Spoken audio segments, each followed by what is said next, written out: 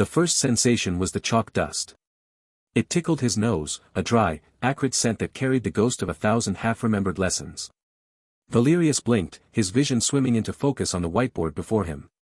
Scrawled across it in a neat, looping script were the words, "The Economic Policies of Emperor Valerius, a Reassessment of Tyrannical Efficiency." A thin, reedy voice, his voice, was mid-sentence. And thus, the centralized grain requisition, while brutal in its execution, demonstrated a logistical foresight that modern scholarship often. He stopped. The words felt foreign in his mouth, the cadence wrong. He looked down. His hands were pale, slender things resting on a wooden lectern, not the scarred, iron gauntlet fists that should be gripping a throne's armrests. A tweed jacket sleeve covered a wrist too thin to properly wield a gladius. Panic, cold and sharp, lanced through him. This was not his body. This was not his hull. Before him, rows of young faces stared back with varying degrees of boredom and polite interest. Sunlight streamed through tall, arched windows, illuminating floating motes of dust. He was in a lecture hall. The realization was absurd, impossible. He had been in the imperial sanctum, the walls shaking as the traitor legions breached the outer gates. The taste of poisoned wine was still a phantom on his tongue, a final, cowardly gift from a spymaster he'd thought loyal. A sharp pain bloomed behind his eyes. Memories that were not his own flooded in. Alastair Vance. Professor of Imperial History. Specialization, the Valerian Dynasty. Author of the controversial monograph, Benevolent Despotism, Rehabilitating the Blood Emperor. A man reviled by his peers, mocked by his students, a lonely academic obsessed with a tyrant dead for 15 centuries. Him. Valerius, the Blood Emperor, was dead. And he had awoken inside the body of the one fool in all of history who had tried to paint his reign with a brush of misguided admiration. The irony was so profound it was physically nauseating. He opened his mouth, perhaps to scream, perhaps to order this farce to cease, when the world tore apart. It began not with a sound, but with a silence so absolute it was a pressure on the eardrums. Every ambient noise, the rustle of paper, a distant cough, the hum of the fluorescent lights, vanished. Then, the sky outside the windows did not darken. It fractured. Jagged lines of impossible blackness spiderwebbed across the blue, like a pane of glass struck by a hammer. Through the cracks poured not light, but a deep, bruise-purple void. And from that void, words. Not heard, but etched directly onto his consciousness, into the air, onto the very surfaces of the room in glowing, sterile blue text. System initialization complete. World seed, apocalypse, deployed. Phase 1, fracture, commencing. Welcome, survivors, to the final trial. Panic, delayed by sheer disbelief, erupted. A young woman in the front row shrieked, the sound cutting through the unnatural silence. A lanky young man bolted from his seat, only to stumble as the floor seemed to ripple beneath his feet. Valerius gripped the lectern, his knuckles white. This was no sorcery he knew. This was an imposition, a violation of reality itself. More text scrolled, relentless. Territory designation, University District Alpha. Initial safe zone established, Lecture Hall B7. Population scan, 34 human signatures detected. Administrative override detected. Historical parameter synchronization. Error. Conflict. Resolving. The glowing words flickered, stuttered. For a moment, Valerius felt a bizarre, invasive tugging at the core of his being, at the memories of Alastair Vance that now intertwined with his own. The system was reading him. Classifying him. Resolution, apply legacy protocol. Identity confirmed, Alastair Vance. Title assigned, Supreme Ruler. Authority level, Imperial, Provisional. Public approval rating, -10 billion. The number hung in the air, a monument of pure, staggering hatred. -10 billion. It was inconceivable.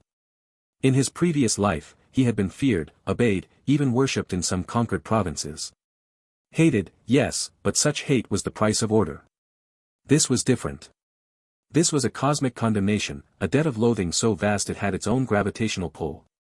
It was tied to the fool Vance's reputation, to his own bloody history, amplified and quantified by this system. Before he could process the sheer scale of it, the fracture reached into the hall. It started with the student who had screamed.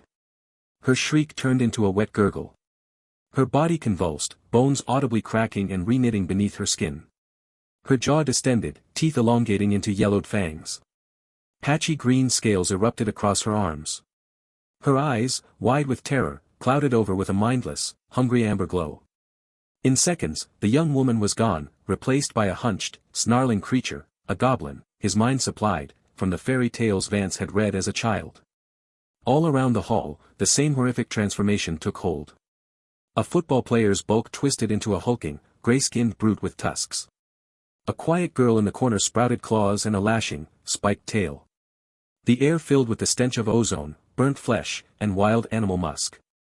The system's blue text flickered with updates: monster spawn, goblin raiders, tier 1, objective, defend safe zone, failure condition, ruler death or zone collapse. Ruler. Him. In this frail body, with no guard, no legion, no weapon but a piece of chalk.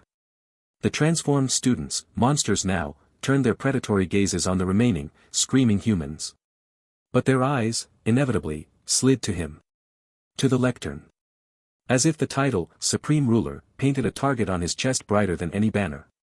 One of the goblins, the one that had been the young woman, lunged. It moved with terrifying speed, claws aimed for his throat. Instinct, older than reason, took over. This was a threat to the throne. An attack on imperial personage. In his mind, he did not speak a spell or activate a skill. He issued a command. The foundational command of empire: obey. Cease. The word tore from his throat, not with Vance's reedy tenor, but with a depth and resonance that did not belong to the body. It was not a shout, but a decree. The air in the lecture hall thickened, grew heavy. A shimmering, golden ripple emanated from him, visible for just an instant. Absolute decree activated, imperial calm. Effect, temporary suspension of hostile actions within designated area. Duration, 15 seconds. Cost, public approval -50. The charging goblin froze in mid-lunge, one claw a hair's breadth from his face. Around the hall, every monster was locked in place, snarls fixed on bestial faces. The surviving humans, perhaps a dozen, stumbled to a halt, their panic interrupted by sheer bewilderment. Silence descended again, but this time it was his silence. His will made manifest. He felt it immediately. A cold, draining sensation, as if a vital part of him was being siphoned away. It wasn't stamina or mana as he understood it. It was something more abstract, more fundamental. His connection to the world, his right to be heard, his very legitimacy, it was being taxed. The system's notification confirmed it. Using this power cost him approval. He had just spent a pittance of his catastrophic debt, and it felt like bleeding out. 15 seconds. He had 15 seconds of frozen chaos. His mind, the strategic mind that had orchestrated the subjugation of a continent, raced. He was in a weak body. He had no army. He had a title that inspired instant hatred and a power that fed on that hatred. The monsters were tier 1, weak. The humans were terrified, disorganized, and they despised the identity he now wore. They were not subjects, they were a liability on the verge of becoming a mob. His eyes scanned the hall. Exits, main doors at the back, a fire exit to the side near the overturned desks. Weapons, nothing but makeshift clubs, a chair leg, a fire extinguisher.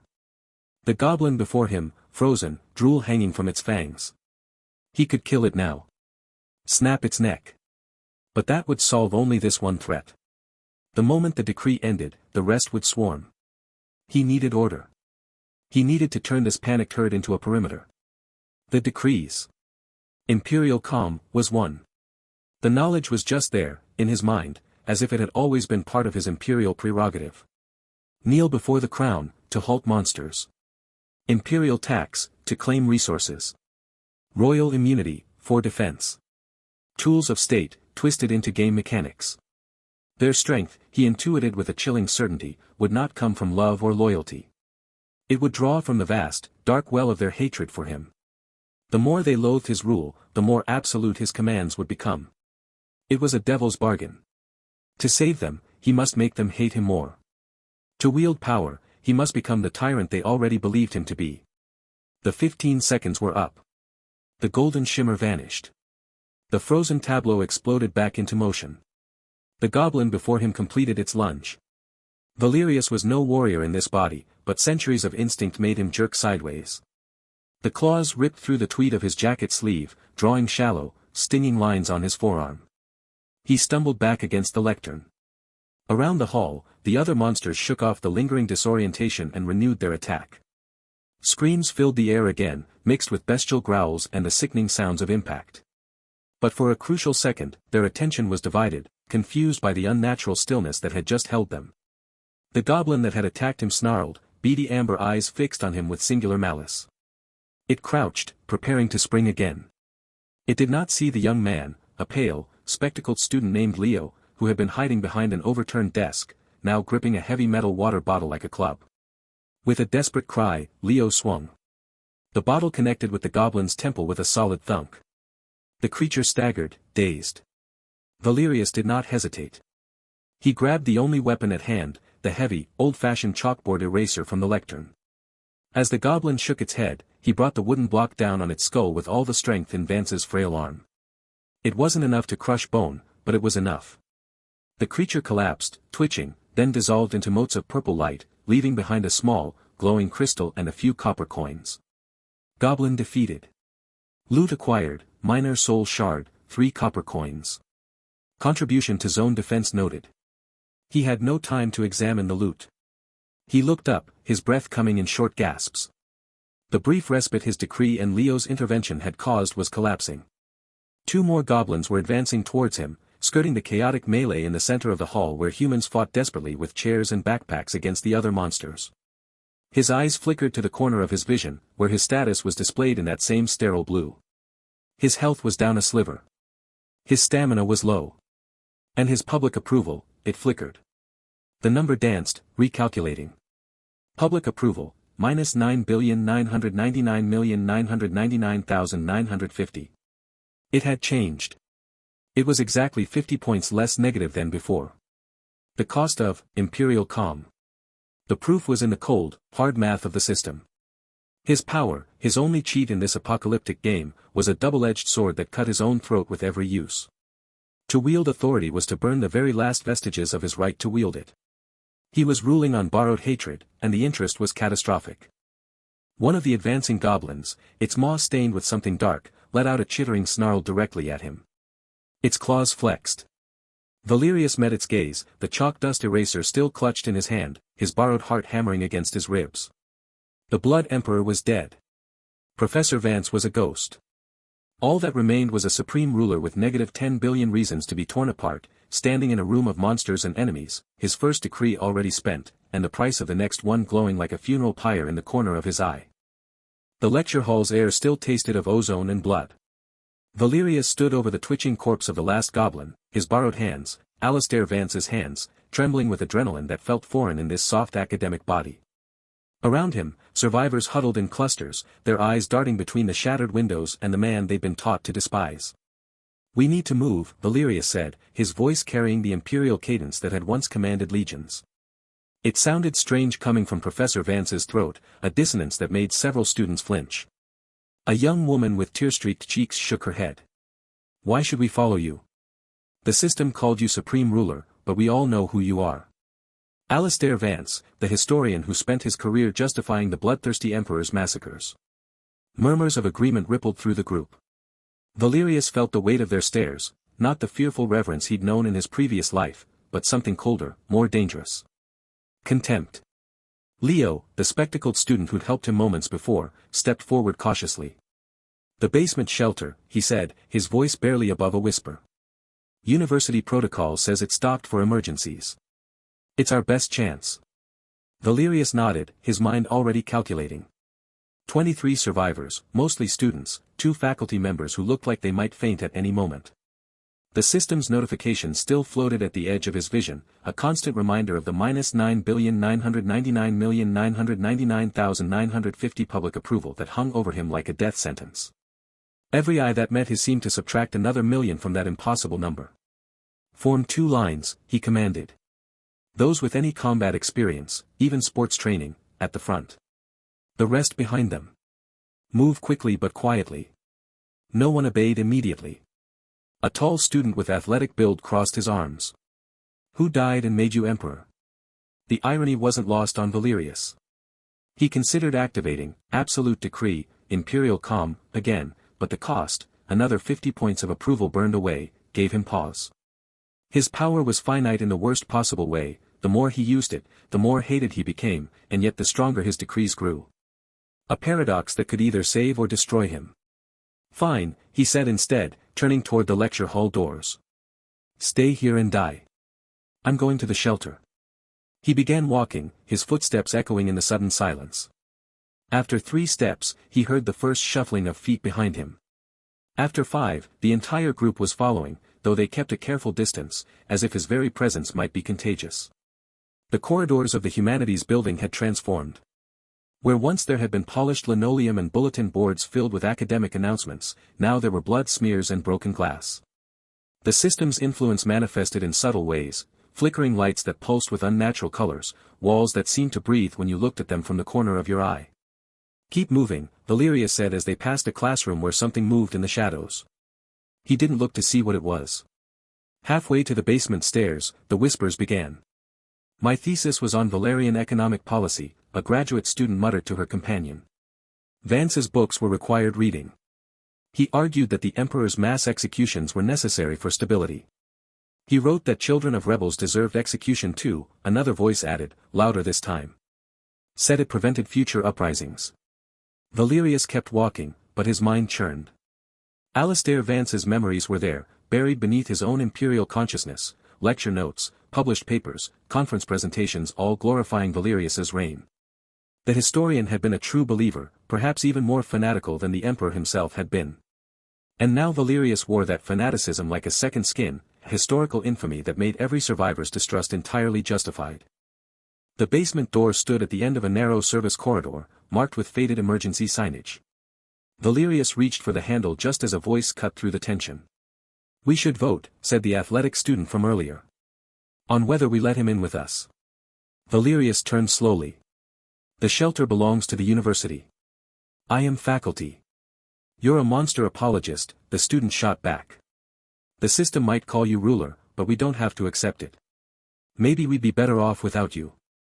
Several heads nodded. Leo looked down at his feet, uncomfortable but silent.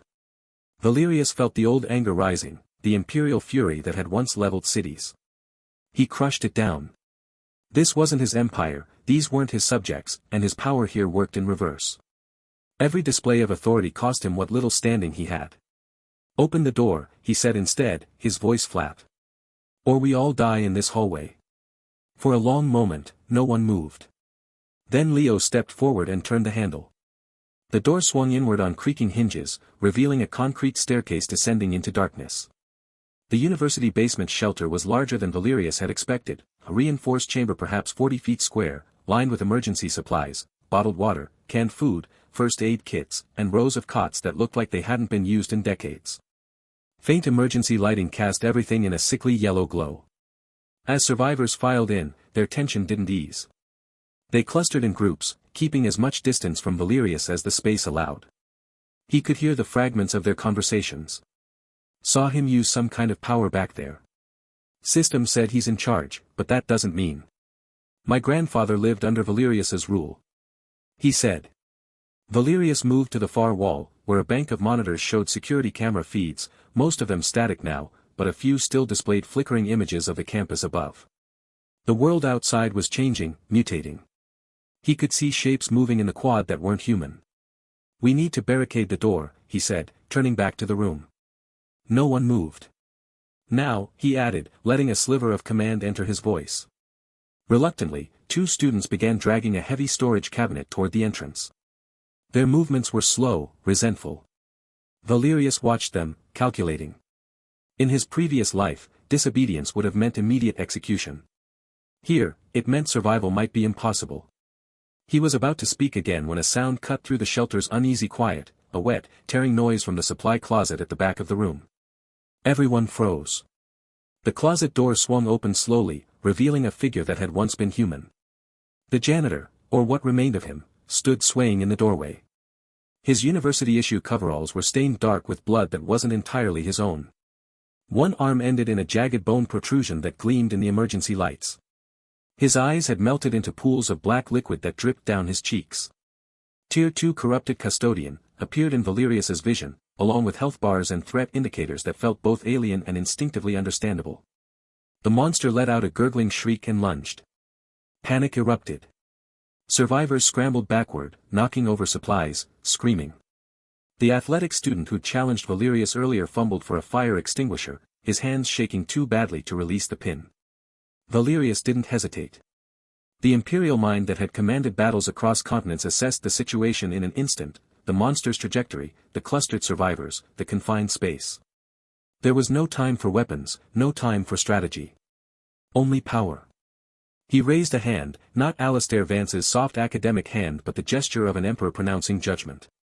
Absolute decree, kneel before the crown, he said, and the words carried weight beyond sound. Reality bent.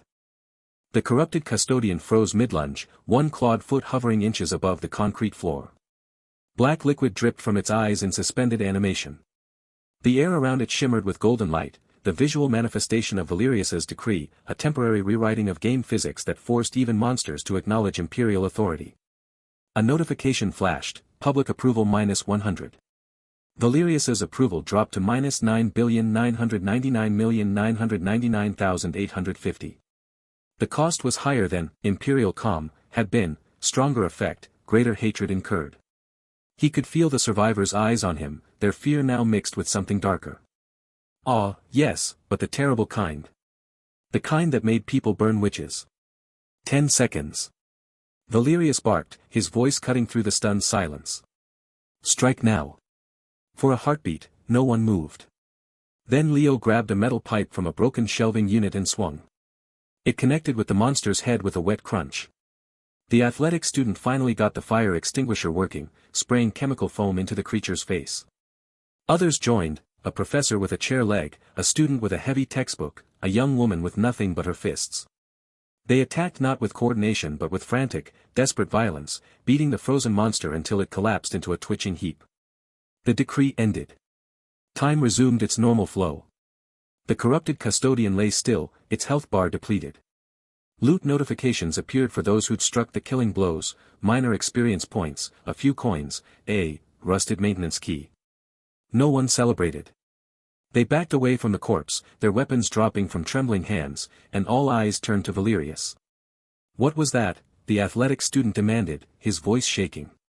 Some kind of system cheat. Valerius met his gaze. Authority.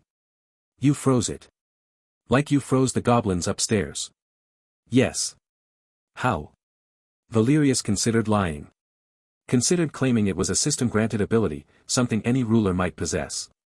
But the distrust in the room was already a palpable thing, a thick fog that made breathing difficult. Lies would only make it worse. It's called, absolute decree, he said instead. I can impose edicts. They bend the system's rules. At what cost? Leo asked quietly, his glasses reflecting the emergency lights. Valerius almost smiled at the perceptiveness. The boy had noticed what others hadn't, that power this potent never came free. Public approval, he admitted. Every use makes the world hate me more. Silence fell, broken only by the distant sounds of screaming from the world above. The survivors processed this information, their expressions shifting from fear to calculation. Valerius could see the thoughts forming behind their eyes, he can protect us, but using his power makes him more dangerous. A paradox they couldn't resolve. So you're literally burning through your already catastrophic approval to save us, a graduate student said slowly. Why?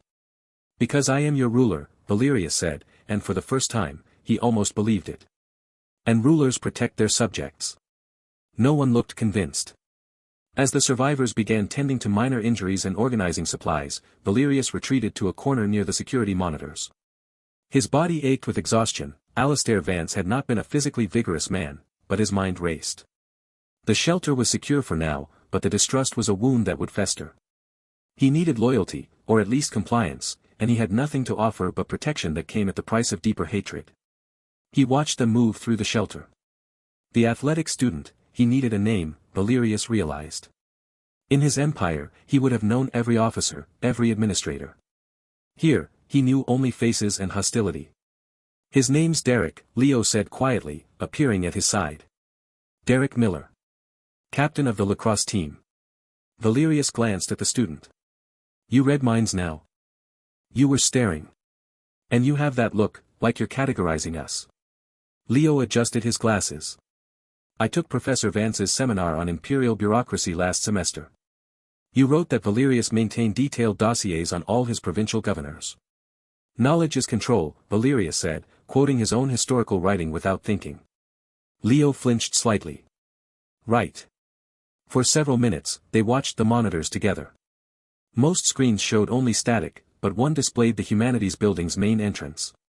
Shapes moved in the twilight, some human, most not. They're out there, Leo whispered. Other survivors. And monsters, Valerius added. Do you think anyone else has abilities? Like yours? Unknown.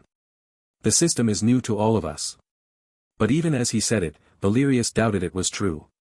The system felt ancient, its game-like mechanics too polished, its integration with reality too seamless. This wasn't something that had just happened, it was something that had been waiting. His thoughts were interrupted by movement across the shelter.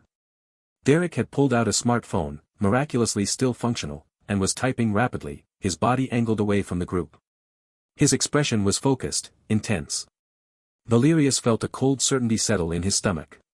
He began moving toward Derek, not rushing but with deliberate purpose that made survivors edge out of his path.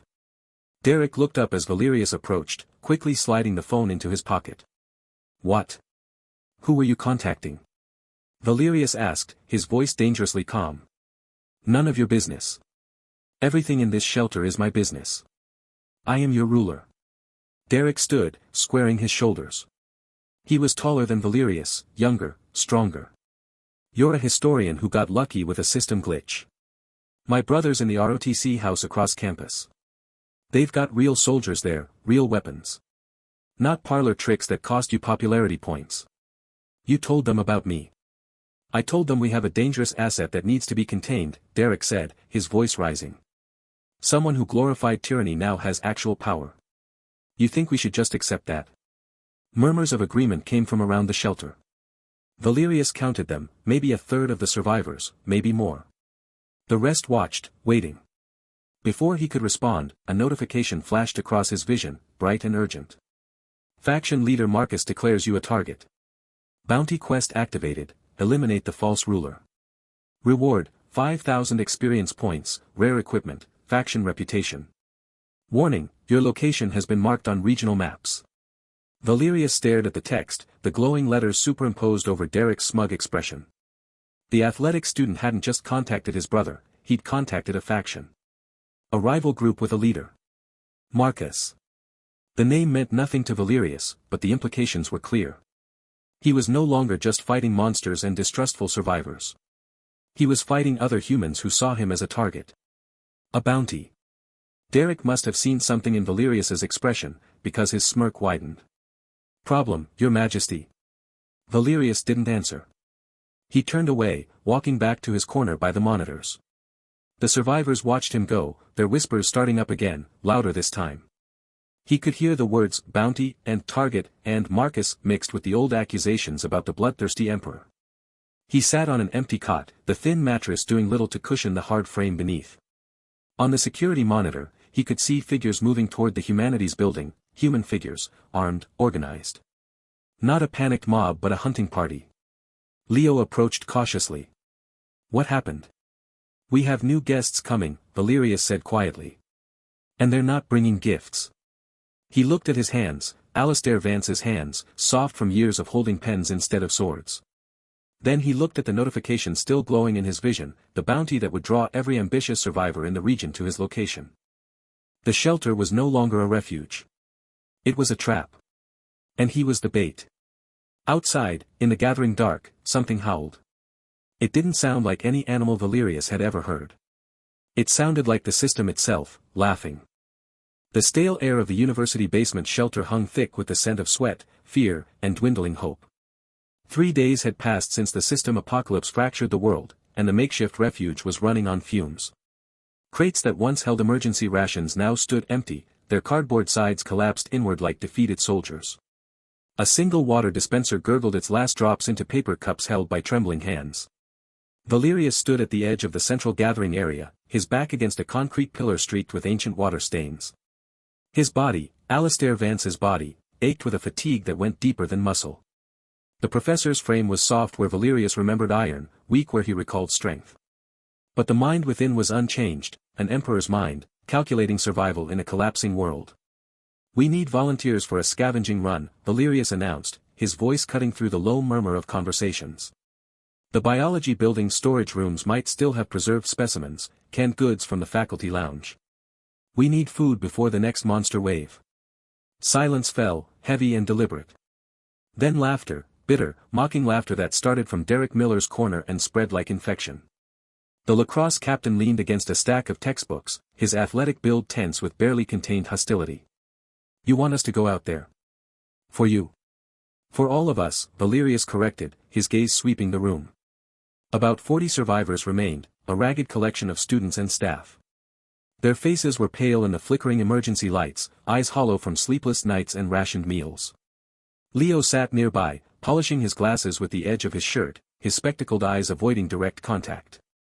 "Your decrees didn't stop the monsters," a woman in a torn lab coat spat. Valerius recognized her as Dr. Chen from the chemistry department. "You froze them for seconds. We lost 3 people to that custodian thing. Your authority is useless." Murmurs of agreement rippled through the shelter. Valerius watched them, these people who saw only Professor Vance, the historian who'd written treatises praising the bloodthirsty emperor's necessary cruelties. They didn't see the emperor himself, reincarnated and trapped in this fragile flesh. They saw a symbol of everything they despised, now demanding their obedience. "Useless," Derek echoed, pushing off from the wall. "You talk about decrees and taxes and imperial this and that. Meanwhile, my brother's group has real weapons. Real supplies. They're not hiding in a basement waiting for a tyrant to save them." Valerius's fingers tightened. The system notification from yesterday still burned in his mind. "Faction leader Marcus has declared you a target. Bounty quest activated, eliminate the false ruler. Reward, 500 system credits, tier 2 equipment cache." Derek's brother was with Marcus's ROTC group. The betrayal wasn't just personal, it was strategic. "If you won't scavenge," Valerius said, his voice dropping to that dangerous calm he'd used on rebellious generals, "then we'll implement another solution." He closed his eyes, reaching for the power that felt both alien and familiar. Absolute decree wasn't magic in the old sense, it was a system-granted cheat, a glitch in the apocalyptic rules. He could feel it like a cold current in his veins, waiting to be shaped. The cost was always the same, public approval, that catastrophic number that defined his existence here. Current public approval, -9,999,999,850. The number floated in his vision, a constant reminder of his predicament. Every decree would make it worse. Every use of power would deepen the hatred. But survival demanded payment. He focused on the concept, taxation. Not gold or land, but loot. The system dropped items from slain monsters, weapons, materials, sometimes food. Scattered among survivors, hoarded by the strong, useless to the weak. He needed to centralize it. Force cooperation through necessity. Absolute decree, imperial tax. The words formed in his mind, and the system responded. A notification window bloomed before him, visible only to his eyes. Decree configuration. Target, all monster kills within territory boundaries, university grounds. Effect, automatic 10% loot deduction to shared storage. Enforcement, system mandated. Cost, -5,000 public approval. 5,000. More than he'd spent on both previous decrees combined. Valerius hesitated for a fraction of a second. This wasn't freezing monsters or calming panicked crowds, this was restructuring the economy of survival. The system was charging accordingly. He enacted it. The change was instantaneous. A shudder passed through the shelter, not physical but systemic. The air seemed to thicken, charged with invisible energy. Survivors flinched, looking around as if expecting another monster attack. Then the notifications came for everyone. System alert, territory law updated. Supreme Ruler Valerius has enacted, imperial tax. All monster kills within university grounds are subject to 10% loot taxation. Deducted items will be transferred to central storage, basement shelter. Non-compliance, penalty TBD. For a moment, there was perfect silence. Then chaos. What the hell is this? Derek shouted, staring at the notification floating before him. He's taxing us. Now. It's not optional, Valerius said, opening his eyes. The cost had already been deducted. Public approval, minus 10,004,850. The number made something cold settle in his stomach. 10 billion negative, plus another 5,000. He was digging his grave deeper with every decision. You can't just, Dr. Chen began. I can, Valerius interrupted. The system enforces it. Kill a monster, and 10% of its loot automatically appears in that crate. He pointed to a metal storage container they dragged from a maintenance closet. It sat empty now, its lid slightly ajar. This is tyranny, a young man yelled, a student Valerius didn't recognize, with dyed blue hair and shaking hands. Yes, Valerius said simply. It is. And it will keep you alive. He walked to the shelter's makeshift barricade, a pile of desks and filing cabinets blocking the stairwell entrance. Through a narrow gap, he could see the hallway beyond, dark except for the red glow of emergency exit signs. The next wave is coming.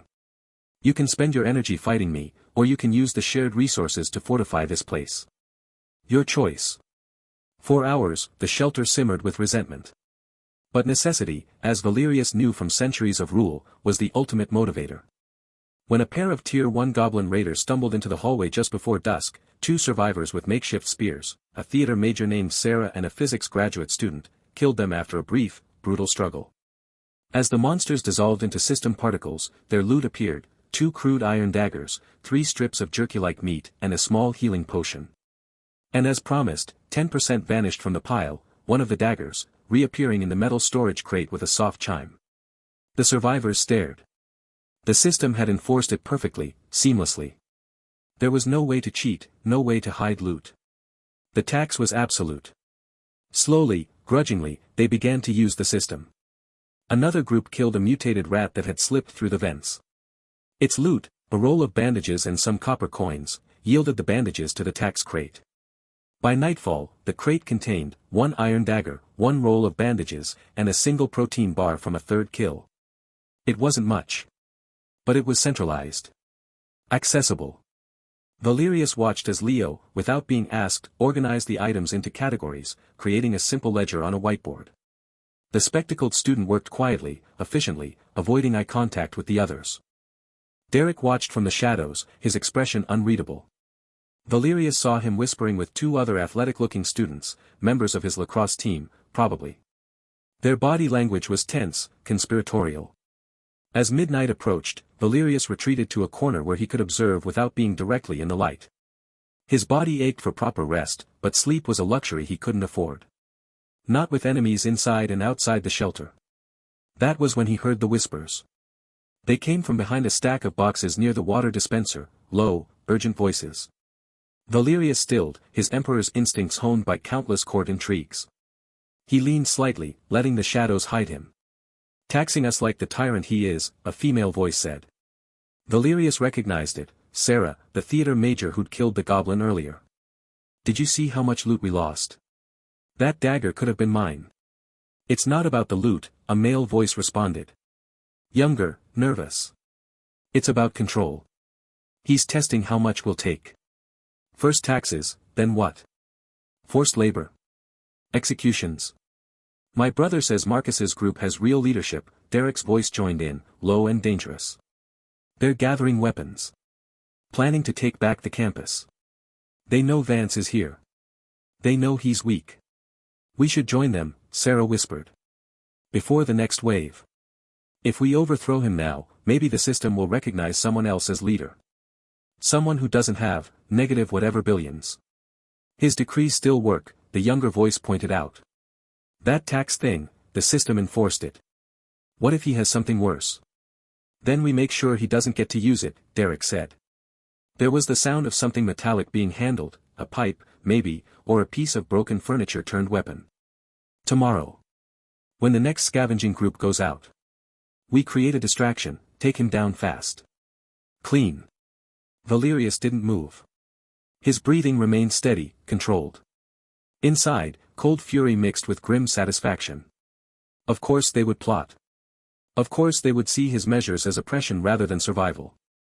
They were small minds in a collapsing world, unable to see the larger battlefield. His public approval ticked downward again as he listened. -10,000,004,851. Another point lost just for being hated. The whispers continued, plotting his overthrow with the desperate energy of people who believed they were choosing between tyranny and freedom. They didn't understand. There was no freedom in the system apocalypse. Only survival. And survival, Valerius knew as he watched the shadows dance on the concrete walls, sometimes required a tyrant's hand. He closed his eyes, not to sleep, but to plan. The tax was working, resources were centralizing. But it had cost him dearly in approval, and now the mutiny was crystallizing into action. Tomorrow would bring either consolidation or collapse. And in the darkness, the metal storage crate sat with its meager contents: one dagger, one bandage roll, one protein bar. The first fruits of imperial taxation in an apocalyptic world. The foundation of a desperate empire, built on hatred and necessity. The university shelter's basement was a tomb of shadows and whispers, its air thick with the scent of damp concrete and unwashed fear. Valerius lay on a makeshift cot in a corner, his body aching from the day's exertions, but his mind refused to rest. The cold seeped through the thin blanket, a reminder of his fragile mortality in this reincarnated form. Around him, the ragged survivors slept fitfully, students curled on sleeping bags, professors huddled in silence, their distrust a palpable chill that rivaled the night. He could hear the faint rustle of Derek Miller shifting in the dark, the soft murmur of Sarah plotting with Dr. Chin near the supply crates, their voices a venomous undercurrent. His public approval, displayed in a ghostly blue interface only he could see, glowed with a staggering -10,004,850, a number so vast it felt like a weight crushing his chest. Each digit was a testament to the hatred he had inherited from Professor Alastair Vance's historical infamy, a legacy that painted him as a tyrant even before the system apocalypse began. Valerius closed his eyes, forcing himself to breathe slowly. In his past life as emperor, sleep had been a luxury guarded by loyal knights; here, it was a vulnerability. He recalled the day's events, the imposition of absolute decree, imperial tax, the automatic loot transfers that had centralized resources but deepened resentment. The survivors saw it as theft, not survival. He had overheard their whispers. "He's just like the bloodthirsty emperor he wrote about," Sarah had hissed, her theater-trained voice dripping with drama. Derek's secret contact with his brother in the rival ROTC group loomed like a specter, and the bounty quest from faction leader Marcus hung over him, a digital noose tightening with every passing hour. Valerius's fingers twitched, itching for a sword that wasn't there, for an army that had crumbled to dust. Instead, he had decrees, edicts that bent reality at the cost of his approval, a currency of hatred he spent with grim calculation. A soft scrape of shoe against concrete snapped him to alertness. Valerius didn't move, keeping his breathing even, but his senses sharpened. The shelter was dimly lit by a few battery-powered lanterns, casting long, dancing shadows that made every shape a potential threat. He could make out the hulking form of the shared storage crate where loot accumulated, the faint glint of a discarded water bottle, the silhouette of Leo sleeping nearby, his spectacles reflecting a sliver of light. Then, a shadow detached itself from the wall, a figure moving with deliberate slowness, creeping toward his cot. Valerius's heart hammered against his ribs, but his mind remained icy calm. This was no monster, it was human, driven by the same hatred that fueled his power. He could smell the sweat and desperation, hear the ragged breath as the assassin closed in. In the gloom, Valerius recognized the unnamed male student from the earlier plotting, a lanky youth with nervous eyes, now hardened with resolve. The student clutched a makeshift knife, a shard of broken glass wrapped in cloth, its edge catching a flicker of light. Valerius remembered him from the mutiny discussions, his voice trembling but fervent. "We have to stop him before he taxes us to death." The irony wasn't lost on Valerius. In his empire, assassins had been nobles with poisoned daggers, not frightened students with glass. He waited, counting the seconds, feeling the weight of his decrees like loaded dice in his mind. Absolute decree, royal immunity, it would make him immune to player attacks, but the cost, his approval was already catastrophic. Yet, survival demanded payment. The assassin lunged, the knife aimed at Valerius's throat. Time seemed to slow. Valerius's eyes snapped open, meeting the student's wild gaze. Without rising, he activated the decree. A surge of energy ripped through him, cold and electric, as the system interface flared to life. Notifications scrolled past his vision: absolute decree, royal immunity, enacted. Temporary immunity to player-based attacks granted. Cost, -50,000 public approval. The numbers on his interface plummeted, -10,054,850. The knife struck, but instead of piercing flesh, it met an invisible barrier, shimmering like heat haze in the air. The glass shattered harmlessly against the decree's force, shards scattering across the cot with a soft tinkle. The assassin stumbled back, shock etching his face into a mask of confusion and fear. Valerius sat up slowly, his movements deliberate, every muscle protesting. The shelter stirred, survivors awoke to the commotion, lanterns flickering as they turned toward the scene. "You dare," Valerius said, his voice low but carrying across the silent room. It wasn't a shout, it was the calm, measured tone of an emperor passing judgment. He rose to his feet, feeling the weakness of Alistair Vance's body but projecting the authority of Valerius the bloodthirsty. The assassin, the unnamed male student, cowered, his hands trembling. Around them, Derek Miller watched with narrowed eyes, Sarah gasped, Dr. Chen adjusted his glasses with a nervous twitch, and Leo sat up, rubbing sleep from his eyes. Valerius stepped forward, the decree's energy still humming around him, a faint golden glow visible only to him. He could feel the system's mechanics bending, the game rules warping to enforce his immunity. It was a power born of hatred, and he wielded it like a blade. "You think me a tyrant," Valerius continued, his gaze sweeping the room. "You see taxation as oppression, survival as cruelty. But look." He gestured to the storage crate, where loot from monster kills had accumulated, food, water, medical supplies. "Without my decree, you would be fighting over scraps, dying in the dark. Yet you repay necessity with betrayal." He focused on the assassin, who had sunk to his knees, tears mixing with sweat on his cheeks. Valerius remembered the edicts of his past, mercy had been a tool, not a virtue. Sparing this boy could sow confusion, break the unity of his enemies. He leaned down, his voice dropping to a whisper only the student could hear. "I spare you. Not out of kindness, but because your hatred fuels my rule. Remember this, your life is mine to take or give." He straightened, addressing the shelter. "Let this be an edict of mercy. No retribution for this act. But no, my decrees protect you, even from yourselves." The words hung in the air, a paradox that left survivors exchanging bewildered glances. Valerius's interface flickered, a new notification appearing, public opinion shift detected, some see you as a necessary evil. Approval loss slowed slightly. The numbers didn't change, but the rate, the relentless plunge of his approval, stuttered, like a clock missing a tick. It was a tiny victory, a crack in the wall of hatred. The assassin stared up at him, shock giving way to a dawning realization. Valerius turned away, feeling the weight of the night settle back onto his shoulders. The cliffhanger lingered in the silent shelter, a fragile truce built on confusion and the glitching mechanics of a system that hated him as much as the humans did. The university shelter was a tomb of uneasy silence. Valerius sat on a makeshift throne of stacked textbooks in what had once been the basement storage room, now his command center. The air smelled of damp concrete, sweat, and the faint metallic tang of fear. His fingers traced the edge of a cracked tablet displaying his interface, the numbers a constant, pulsing reminder of his predicament. Public approval, -10,054,850. He could feel the weight of those negative billions pressing against his temples, a phantom crown of thorns. In his previous life, such numbers would have represented conquered territories, subjugated populations. Here, they were a measure of how utterly despised he was. The survivors, students, professors, staff, huddled in small groups throughout the basement, their whispers like rustling leaves before a storm. He could see Derek Miller leaning against a support column, his athletic frame tense, eyes occasionally flicking toward Valerius with undisguised hostility. Sarah sat nearby, sketching something in a notebook with furious strokes, her theater major expressiveness now channeled into silent rebellion. Dr. Chen pretended to examine a chemistry set, but his hands trembled slightly as he adjusted beakers that held no purpose anymore. Valerius closed his eyes, allowing the memories of Emperor Valerius to surface. Battle formations. Flank maneuvers. The precise calculus of sacrifice. He had defended imperial cities against barbarian hordes with less at stake than this damp basement. But then, his soldiers had feared him more than the enemy. Here, his own people might turn on him mid-fight. A sudden, piercing chime echoed through the shelter, cutting through the murmurs.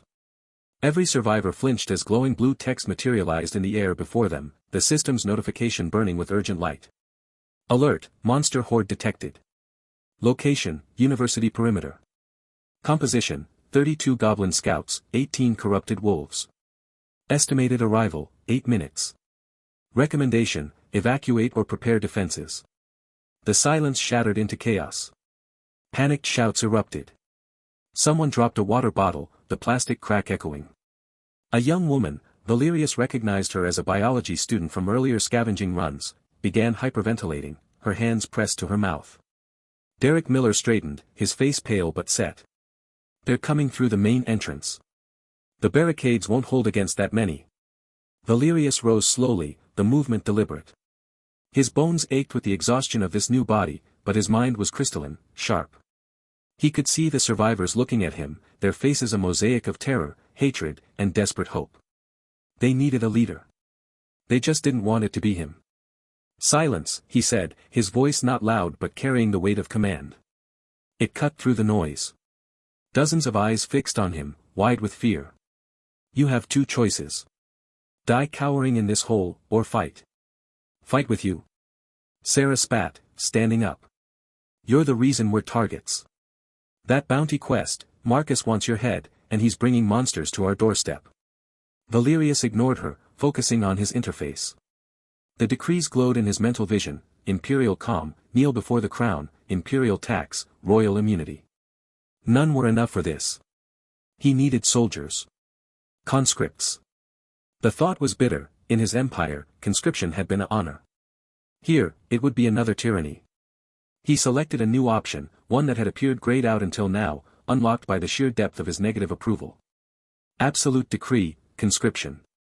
The cost flashed red, minus 500,000 public approval. A staggering sum, even for him. But what were a few 100,000 more in a sea of negative billions? He enacted it. The air thickened, pressure dropping as if before a thunderstorm. Blue system text swirled around every able-bodied survivor, men and women between 18 and 50, as defined by some arbitrary game logic. Glowing chains of light wrapped around their wrists, not physically, but in their interfaces. A collective gasp went up. Quest imposed: defend the shelter. Objective: eliminate the monster horde. Reward: survival. Penalty for desertion: system-enforced paralysis. You can't do this. Dr. Chen shouted, his voice trembling with rage. This is slavery. It is necessity, Valerius said coldly, his own interface updating. Public approval, minus 10,554,850. The drop was like a physical blow, a cold dagger twisting in his gut. He could feel the power thrumming through him, darker, heavier. The more they hated him, the stronger the decree held. Take positions. Goblins are weak to coordinated strikes. Wolves will target stragglers. Form two lines, spears and blunt weapons forward, ranged behind. Derek, you take the left flank. Sarah, right. Dr. Chen, organize the rear guard for the wounded. For a moment, no one moved. Then the system's chains glowed brighter, and a student who tried to back away stiffened, his limbs locking. A warning. With curses and terrified glances, they scrambled, grabbing makeshift weapons, fire axes, pipes, a few hunting knives from earlier loot. Valerius moved among them, his mind mapping the basement entrance. The main doors were reinforced with shelves and desks, but goblins were small, cunning. They'd find cracks. He positioned the first line 10 feet back from the entrance, creating a killing zone. Hold until they're fully inside, he commanded. Then close and crush them. The sounds began, scrabbling claws on concrete outside, guttural chitters, the low growls of corrupted wolves. The lights flickered, the system's energy interfering with the emergency generators. Shadows danced on the walls, monstrous and elongated. Then the doors burst inward. Not with a crash, but with a creeping, insidious force. Goblins, skin like mottled green leather, eyes glowing red, squeezed through gaps, their numbers swelling rapidly. Behind them, wolves the size of ponies slunk in, fur matted with phosphorescent fungus, jaws dripping saliva that sizzled on the concrete. The stench of rot and ozone filled the air. Now! Valerius roared. The first line surged forward, driven by terror and the system's compulsion. A goblin lunged at a student with a pipe, but Derek Miller intercepted, swinging a fire axe in a brutal arc that cleaved the creature's skull. Green blood sprayed. More goblins swarmed, their claws scraping against weapons. Valerius watched, his mind calculating. They were fighting, but poorly, wild swings, no discipline. He raised his voice, channeling the cadence of an imperial general. Close ranks. Left flank, pivot. Wolves target the weak, protect your neighbors. His words cut through the chaos. Almost against their will, the survivors adjusted. Sarah, on the right, led a group with chairs and tables as shields, funneling goblins into a choke point where others could strike. Dr. Chen, though shaking, directed younger students to drag wounded back, using torn clothing as bandages. Valerius didn't fight directly, his body was too weak, his value in command. But he used absolute decree, kneel before the crown, twice, sacrificing another -200 approval each time to freeze clusters of wolves for precious seconds, allowing the survivors to land killing blows. Each decree cost him. The negative approval piled up, a weight dragging at his consciousness.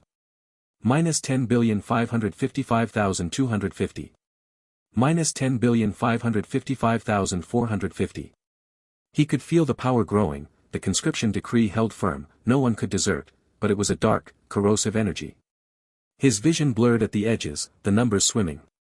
The battle raged for 20 minutes that felt like hours.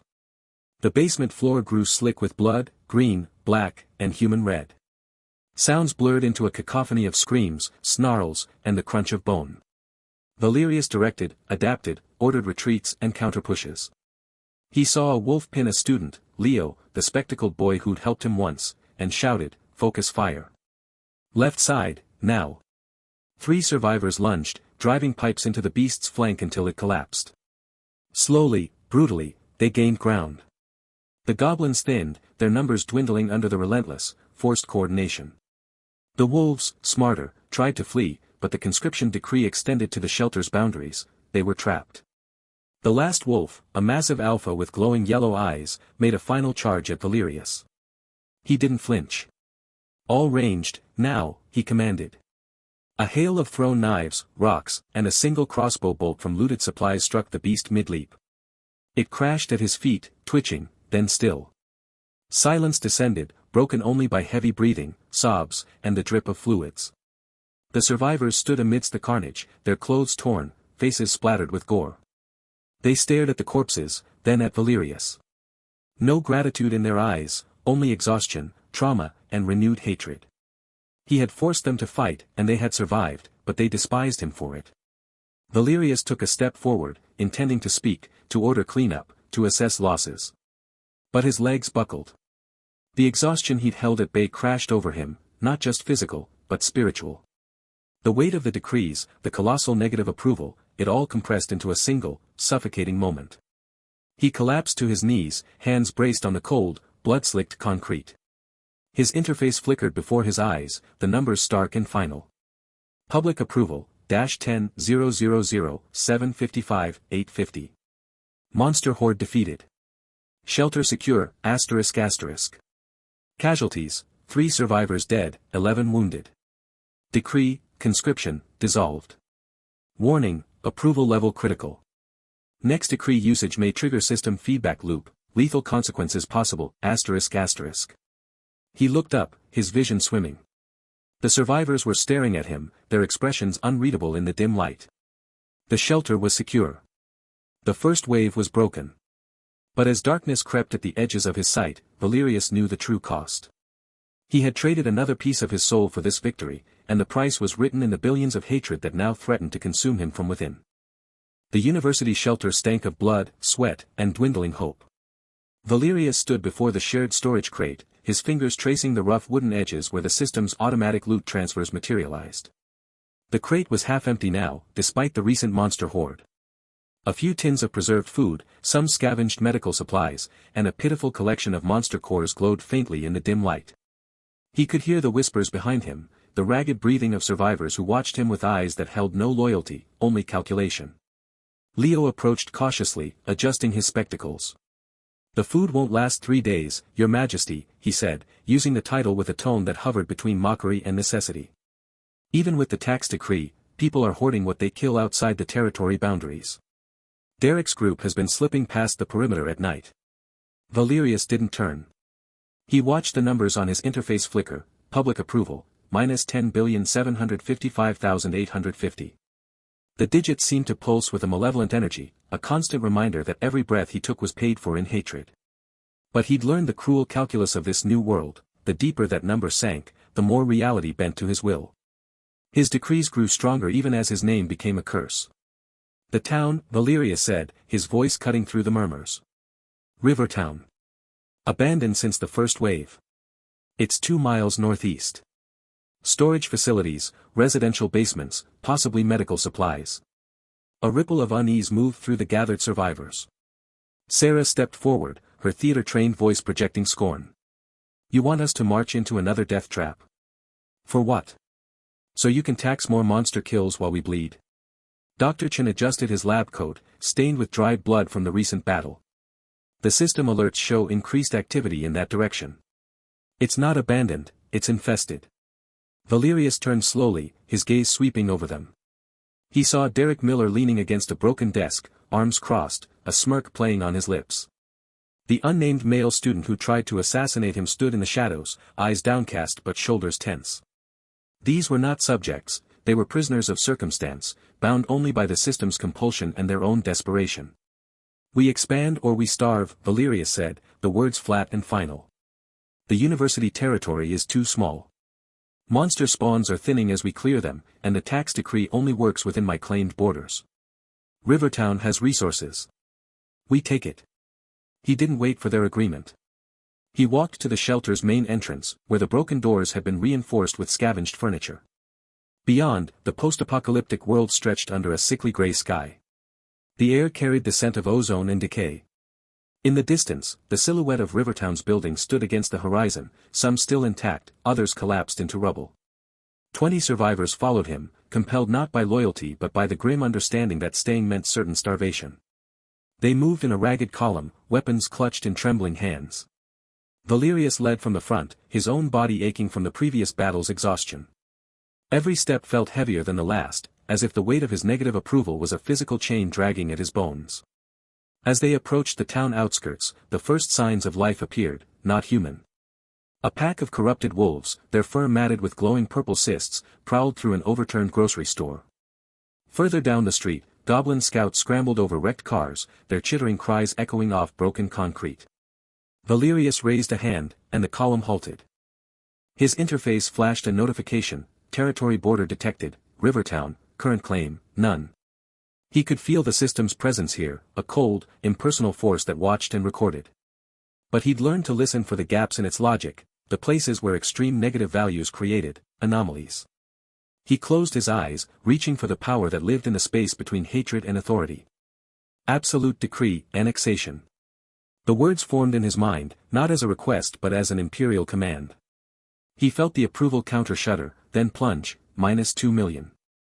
The cost was staggering, a waterfall of hatred that made his vision blur. Public approval, -12,755,850. The world rippled. A visible wave of golden light, shot through with cracks of black static, expanded from his position.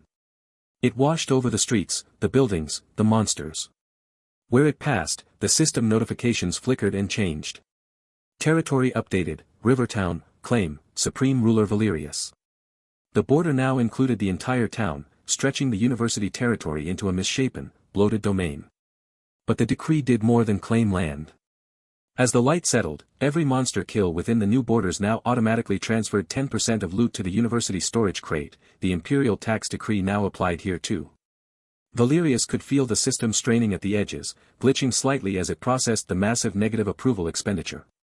For a moment, the wolves and goblins froze, confused by the sudden shift in territorial rules. Then the survivors from Rivertown emerged. They came from basements and boarded-up shops, a ragged group of perhaps 30 people. Their clothes were torn, their faces gaunt with hunger and fear. At their front stood a woman with fierce eyes and a baseball bat wrapped in barbed wire. "Who the hell are you?" she shouted, her voice raw. "What did you just do?" Valerius stepped forward, ignoring the ache in his limbs. "This territory is now under my protection. Resources will be pooled. Monsters will be taxed. You will comply." The woman spat on the ground. "We've heard about you. The tyrant from the university. The one who forces people to fight with magic commands. We're not joining your little empire." Murmurs of agreement rose from her group. One man hefted a fire axe, his knuckles white. Another, younger, clutched a makeshift spear, his eyes darting between Valerius and the lurking monsters. Valerius felt the familiar pressure of rebellion, the same resistance he'd faced 1,000 times in his past life. But here, it was sharper, more dangerous. These people hadn't seen him survive a horde. They only knew the rumors, distorted by fear and the system's bounty alerts. He could see it in their faces, they viewed him as another monster, just one that walked on two legs and spoke in decrees. "You have a choice," Valerius said, his voice carrying over the tense silence. "Stand under my rule and benefit from the tax system, centralized food, shared defenses. Or remain outside, and starve as the monsters grow thicker. The system does not reward individualism. We'd rather starve free than eat as slaves," the woman shot back. Her people rallied behind her, weapons raised. The university survivors shifted uneasily, some looking ready to bolt. Then the scout arrived. A young man with a bleeding gash on his arm stumbled into the square, his breath coming in ragged gasps. He wore the remnants of a Rivertown resident's clothing, but his eyes were wide with panic. "Mara," he gasped, addressing the woman with the bat. "They're coming. Marcus's group. They've gathered at the old factory west of here. He's calling it a liberation force. Says he's going to free Rivertown from the tyrant's grip." The woman, Mara, turned her furious gaze back to Valerius. "You brought this on us. Your expansion, your decrees. They've drawn his attention." Valerius's interface pinged with a new alert, bounty quest updated, rival faction leader Marcus has declared Rivertown a priority target. Forces massing for assault. Estimated time to engagement, 6 hours. He looked at the terrified faces of the Rivertown survivors, at the defiant anger of Mara, at the exhausted dread of his own people. The town was his now, claimed at a cost of 2 million approval points. But it was a hollow victory, a territory filled with rebels and surrounded by new enemies. The system's glitches whispered at the edge of his awareness, promising power if he dared to sink deeper into the negative billions, but warning of lethal consequences. "Secure the perimeter," Valerius ordered, his voice cutting through the chaos. "Use the buildings for cover. Mara, your people can fight with us or be caught between Marcus and the monsters. Choose." He didn't wait for her answer. He turned toward the west, where the old factory loomed in the distance. Marcus was coming. And Valerius's empire, built on hatred and desperate decrees, would have to hold. The morning air in Rivertown tasted of rust and damp concrete, a metallic tang that clung to the back of Valerius's throat. He stood on the second-floor balcony of what had once been the town's municipal building, now his provisional command post. Below, the survivors moved like ghosts through the mist-shrouded streets, his university refugees hauling salvaged supplies from the shelter, the Rivertown locals watching from shadowed doorways with eyes that held no warmth, only calculation. Mara's rebellion had been contained, not quelled. The Rivertown leader had retreated to the eastern warehouses with her most loyal followers after Valerius's annexation decree, but her absence felt more dangerous than her presence. It was the quiet before the storm, the kind of stillness that in his previous life had always preceded assassinations or coups. Valerius's fingers traced the rough concrete of the balcony rail. His interface hovered at the edge of his vision, a constant reminder of the numbers that defined his existence now, public approval -12,755,850. The digits seemed to pulse with a faint crimson glow, a heartbeat of hatred that sustained his power even as it threatened to consume him. He could feel the system's presence like pressure against his temples, the game-like mechanics of this apocalypse wrapping around reality like chains. "They're coming." The voice belonged to Leo, the spectacled student who had helped him during the monster outbreak. The young man stood at the doorway leading back inside, his glasses smudged, his hands trembling slightly. Not from fear, Valerius noted, but from the adrenaline that came with being the bearer of bad news. "Marcus?" Valerius asked without turning. "Scouts spotted them 20 minutes ago. They're moving up the old highway from the factory." Leo's voice dropped. "There are more of them than we expected. At least 50, maybe 60. And they're armed." Valerius closed his eyes. 50 against his 30 if he counted the Rivertown survivors who hadn't fled with Mara, and he couldn't trust them not to turn on him the moment fighting began. The university survivors were exhausted from the journey and the previous day's annexation decree, their loyalty paper-thin, maintained only by the system-enforced compulsion of his edicts. He could hear them now, murmuring below. Derek Miller's voice carried above the others, the lacrosse captain speaking in low, urgent tones to Sarah and Dr. Chen. "Plotting. Always plotting. Valerius wondered if they would try to surrender him to Marcus, trade his life for their safety. They probably would. He had ruled through fear and necessity for too many lifetimes to believe otherwise. Your Majesty. Leo's use of the title was hesitant, a question more than an address. Prepare the defenses, Valerius said, his voice flat. Such as they are. He descended the stairs, his boots echoing in the hollow space of the municipal building's main hall. The survivors had gathered there, his people and Mara's remaining followers standing in separate clusters, the space between them charged with tension. They fell silent as he entered, their eyes tracking him with mixtures of fear, hatred, and desperate hope. Marcus approaches, Valerius announced, his imperial training keeping his voice steady despite the fatigue that weighed on his bones. We will meet them at the town square. Meet them? Derek Miller stepped forward, his athletic frame tense. We should barricade ourselves in here. Fortify. And be starved out within days. Valerius cut him off. No. We meet them in the open, where they cannot use cover to flank us. They outnumber us 2-1, Dr. Chen said, the chemistry professor's voice trembling. This is suicide. Valerius's gaze swept over them. Sarah avoided his eyes, studying the floor.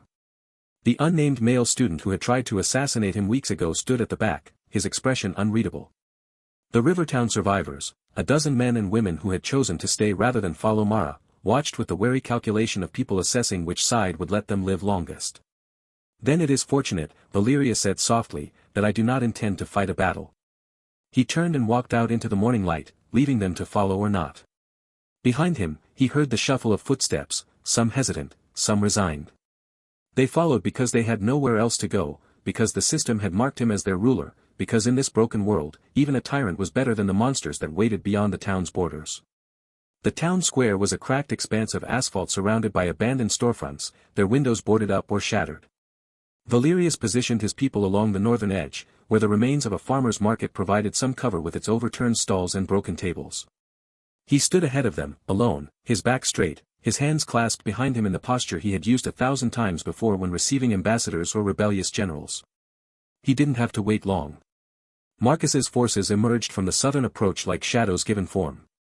They moved with discipline that spoke of military training, spreading out to cover the square's exits without being ordered. At their head walked a man in his late 40s, his hair cropped short, his posture erect even beneath the worn tactical vest he wore. Marcus carried a modified rifle slung across his back, but his hands were empty as he approached. The veteran stopped 20 paces away, his eyes assessing Valerius with the cold calculation of a predator sizing up prey. Behind him, his people fanned out, men and women armed with scavenged weapons, their expressions hard. Valerius counted 63, just as Leo had estimated. Professor Alastair Vance, Marcus said, his voice carrying across the square without needing to shout. Or should I call you Emperor Valerius? The system seems confused about which monster you are. A few of Marcus's people chuckled. Valerius didn't react.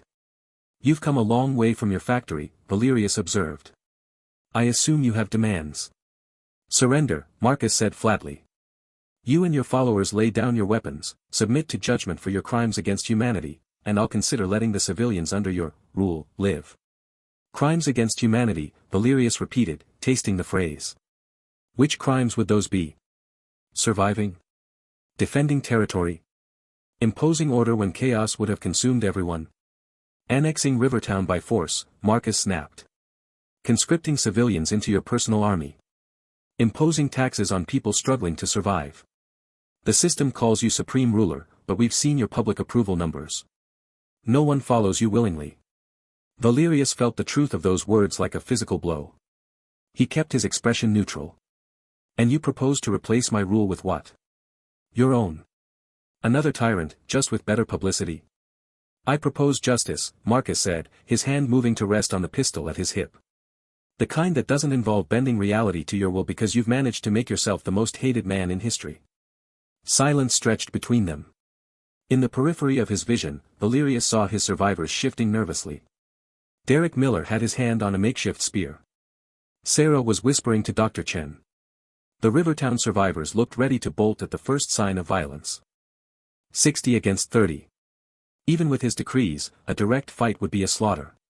He could use absolute decree, imperial calm, to freeze Marcus's forces, but that would only buy seconds, and cost him precious approval he couldn't afford to spend. Kneel before the crown, might stagger them, but not defeat them. Royal immunity would protect only him, leaving his people to die. No. A battle was unacceptable. But surrender was death. There was another way.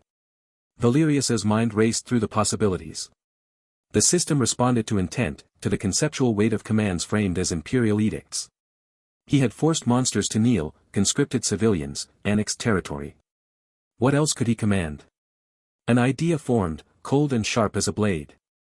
You speak of justice, Valerius said, his voice dropping to a tone that carried only because of the utter stillness in the square.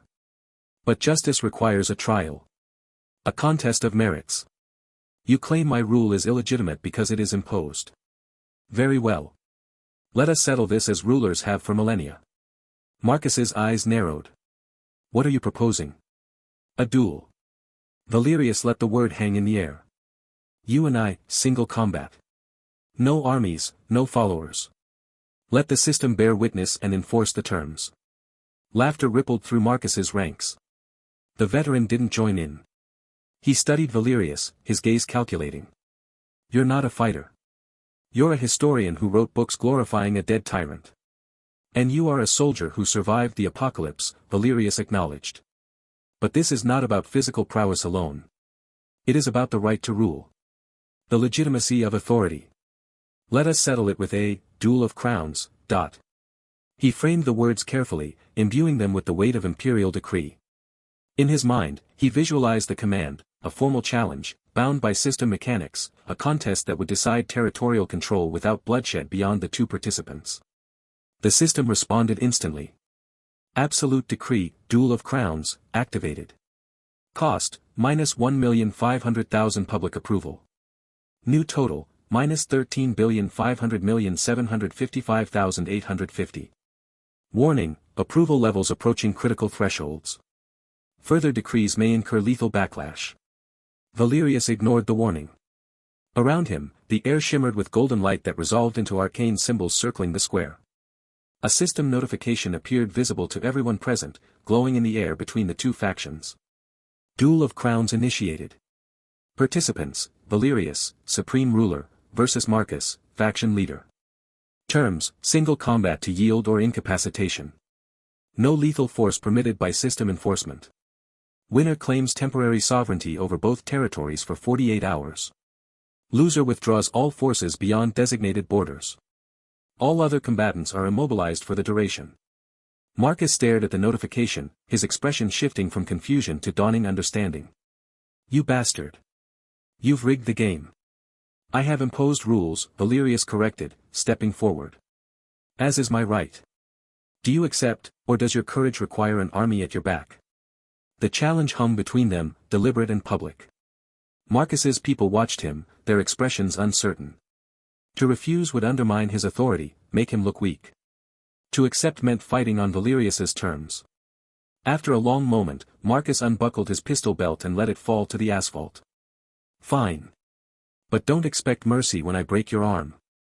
The golden symbols flared brighter, forming a circle 20 meters across in the center of the square. Valerius stepped into it, feeling the system's energy hum through the ground. Marcus entered from the opposite side, rolling his shoulders, his movements economical and practiced. The duel began not with a signal, but with the fading of the symbols. One moment they were there, the next, they were gone, and Marcus was already moving.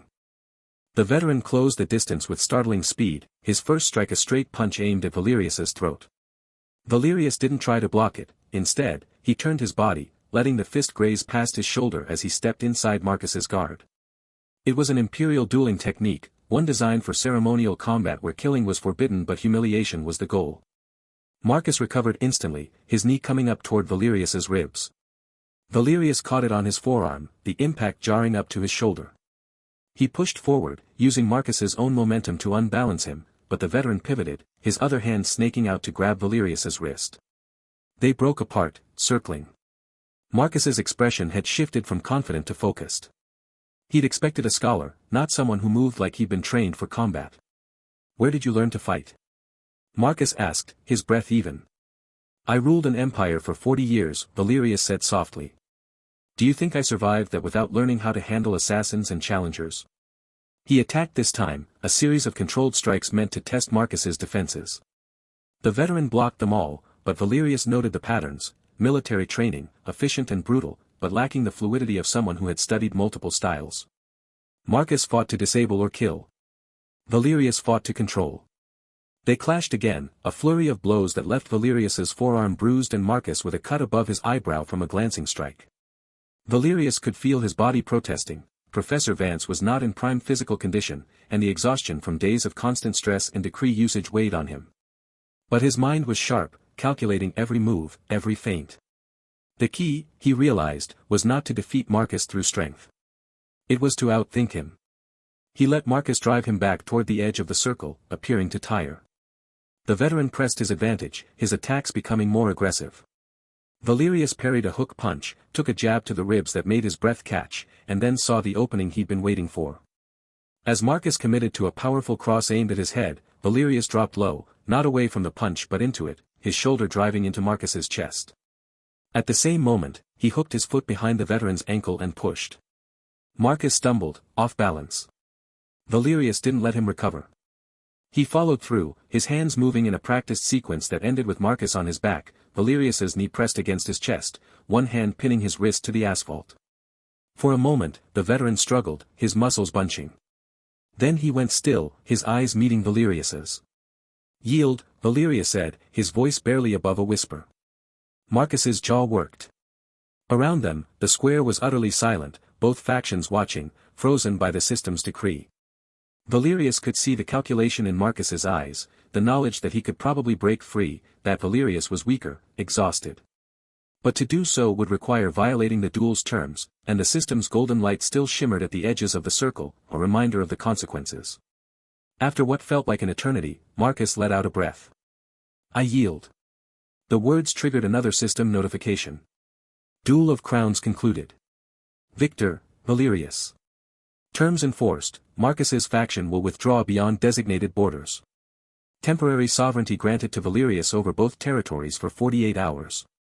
The golden symbols returned, brighter this time, then faded. Valerius released Marcus and stood, his body aching. The veteran got to his feet slowly, his expression unreadable. "You fought well," Valerius said, the formal courtesy automatic. "You cheated," Marcus replied, but there was no heat in it. "Using the system like that." "Using the tools available to me," Valerius corrected. "As you use your soldiers and weapons." For a long moment, Marcus studied him. Then he nodded once, a sharp, military gesture. "We'll withdraw. For now. But this isn't over." He turned and walked back to his people, barking orders. They began to move, retreating from the square with the same discipline they'd arrived with. Valerius watched them go, his mind already turning to the next threat, the next crisis. His interface flickered, a new notification appearing. Temporary sovereignty active, 47 hours 59 minutes and 59 seconds remaining. Warning, truce fragile, Marcus's faction approval still hostile. Your decrees now weakened in their territory. Valerius let out a slow breath. He had bought time. Not peace, not loyalty, but time. And in this apocalypse, time was the rarest currency of all. Behind him, his survivors began to murmur, their voices a mix of relief and renewed fear. They had survived another day. But the cost was written in the numbers that glowed crimson in his vision, and in the knowledge that Marcus would be back, and next time, a duel might not be enough. The air in Rivertown's abandoned library was thick with the scent of decaying paper and dust. Valerius stood amidst the ruins of knowledge, his fingers tracing the spines of books that had survived the initial chaos of the system apocalypse. The building itself was a relic, a two-story brick structure with shattered windows that allowed pale afternoon light to filter through, illuminating floating motes of dust like suspended memories. He had come alone, leaving the survivors to fortify the town's perimeter under Mara's grudging supervision. The temporary sovereignty granted by his duel with Marcus had created an uneasy peace, but Valerius knew it was fragile. Every glance from the Rivertown survivors carried the weight of suspicion, every whispered conversation in the makeshift barrack spoke of rebellion waiting for its moment. His interface flickered at the edge of his vision, a constant reminder of the numbers that defined his existence. Public approval, -13,500,755,850. The digits seemed to pulse with malevolent energy, a countdown to some unknown catastrophe. In his previous life as Emperor Valerius, numbers had meant taxes, troop counts, grain reserves, quantifiable measures of power.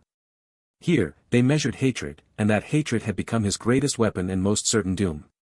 He approached a terminal in what had once been the library's reference section. The system had repurposed it, its screen glowing with an unnatural blue light that cast eerie shadows across the room. Dust covered the keyboard, but when he brushed it away, the keys felt warm, alive with the system's energy. "Access system logs," Valerius commanded, his voice echoing in the empty space. The terminal flickered, displaying lines of code that scrolled too fast for human eyes to follow. But Valerius wasn't entirely human anymore, not since the system had declared him supreme ruler. The code resolved into something he could comprehend, a record of the apocalypse's implementation, time-stamped to the exact moment he had awakened in Professor Alastair Vance's body. He leaned closer, his breath fogging the screen slightly. The log spoke of historical synchronization protocols and narrative correction algorithms. Phrases like elimination of anomalous historical figures and purification of human resistance patterns appeared with alarming frequency. Valerius's mind, trained in imperial administration and the reading of court intrigues, began connecting fragments.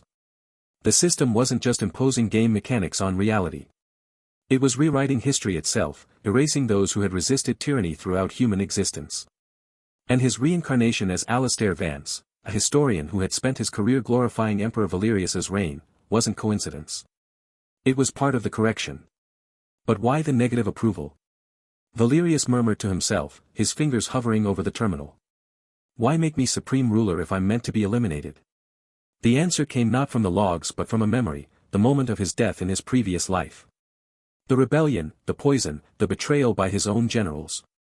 History remembered Emperor Valerius as the bloodthirsty tyrant, but the system's log suggested something more. His reign had been a point of resistance against something older, something that now manifested as the apocalypse. Valerius straightened, his imperial instinct screaming. This wasn't just survival. This was war against an enemy that fought not with armies but with memory, not with weapons but with the very fabric of human history. He needed confirmation. He needed to force the system to reveal what it was hiding. Closing his eyes, Valerius reached for the power that had defined his new existence. Absolute decree wasn't just a skill, it was an extension of his will, tempered by the hatred of billions. He could feel it like a cold fire in his veins, growing stronger as his approval sank lower. "System," he said, his voice taking on the commanding tone he had used to address his imperial court. "By the authority granted to the supreme ruler, I enact, absolute decree, historical audit. Reveal the true origin of my title and the nature of the anomaly designated as Valerius." The effect was immediate and violent. The terminal screen shattered into 1,000 crystalline fragments that hung in the air, each piece displaying different fragments of information. The library itself seemed to groan, shelves trembling as if the building remembered being something else, somewhere else. Dust rained from the ceiling, and the temperature dropped sharply, Valerius's breath visible in sudden frost. His interface screamed with notifications, red text scrolling so rapidly it blurred into crimson streaks. Public approval plummeted, he could feel it draining away like blood from a wound. -500,000. -1 million. -2 million.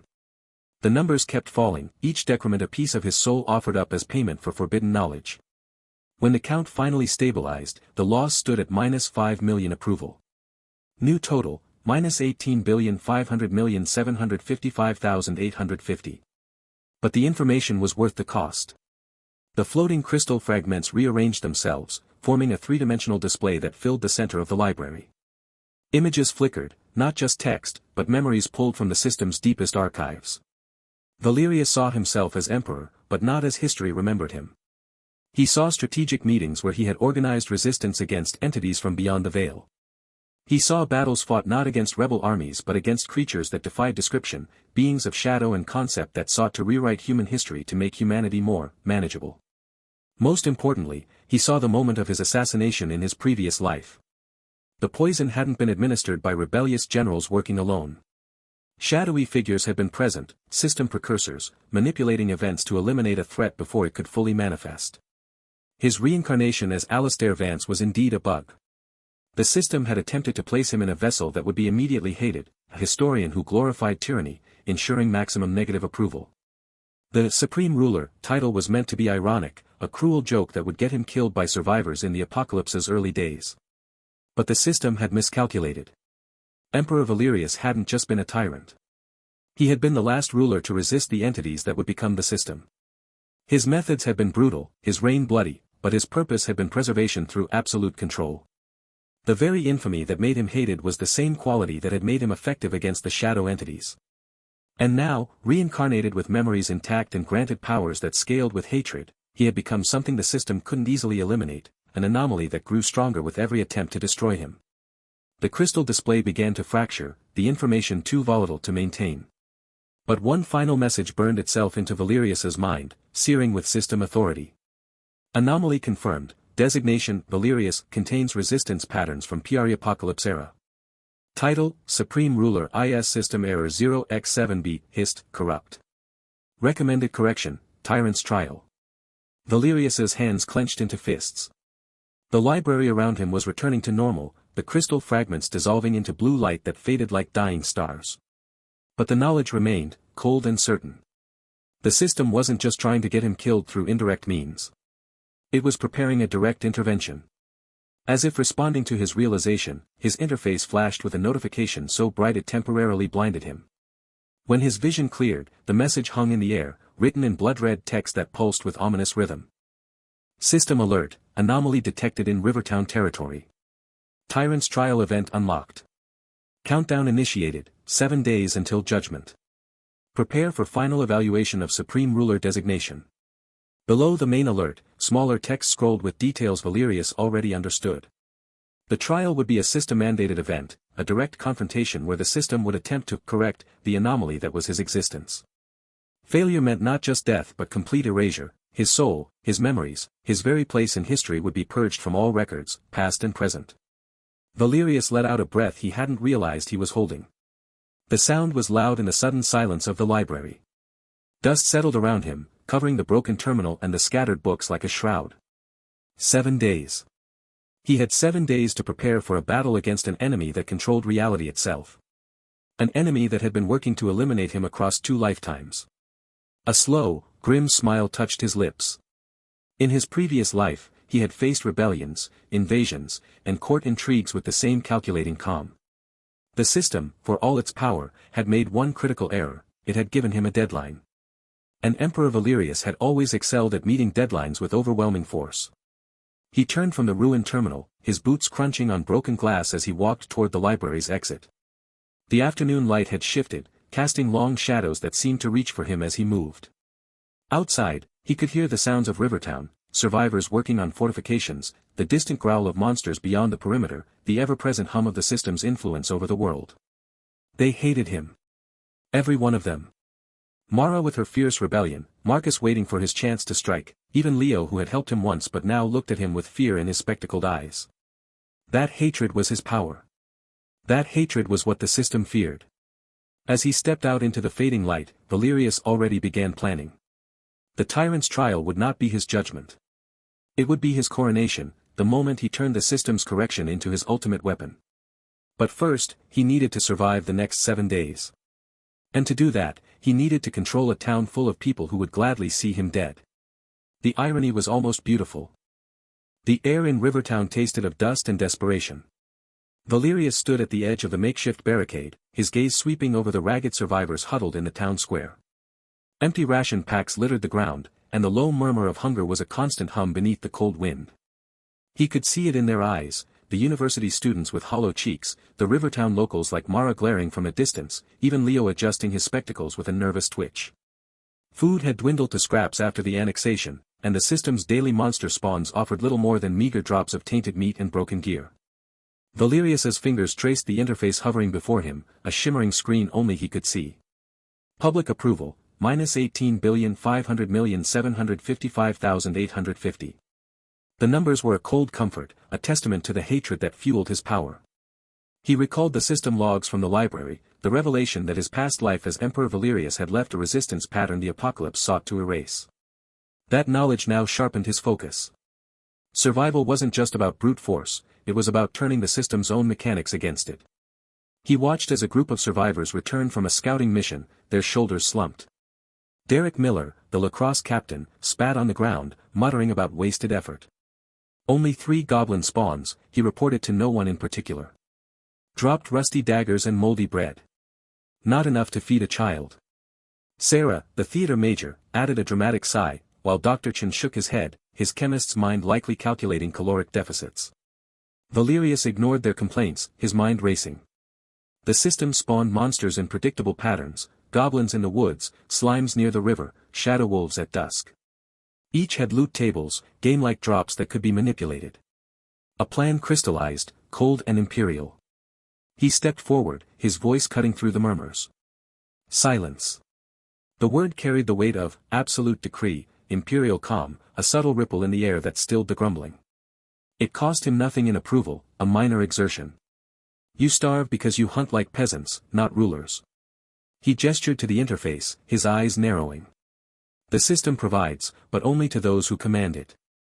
He focused, channeling the seething hatred around him, the distrust from Mara's faction, the simmering resentment from the university survivors, even the distant hostility of Marcus's forces. His decree formed in his mind, a twisted edict born of necessity. Absolute decree, royal hunt. The words echoed in the system's mechanical voice, audible to all.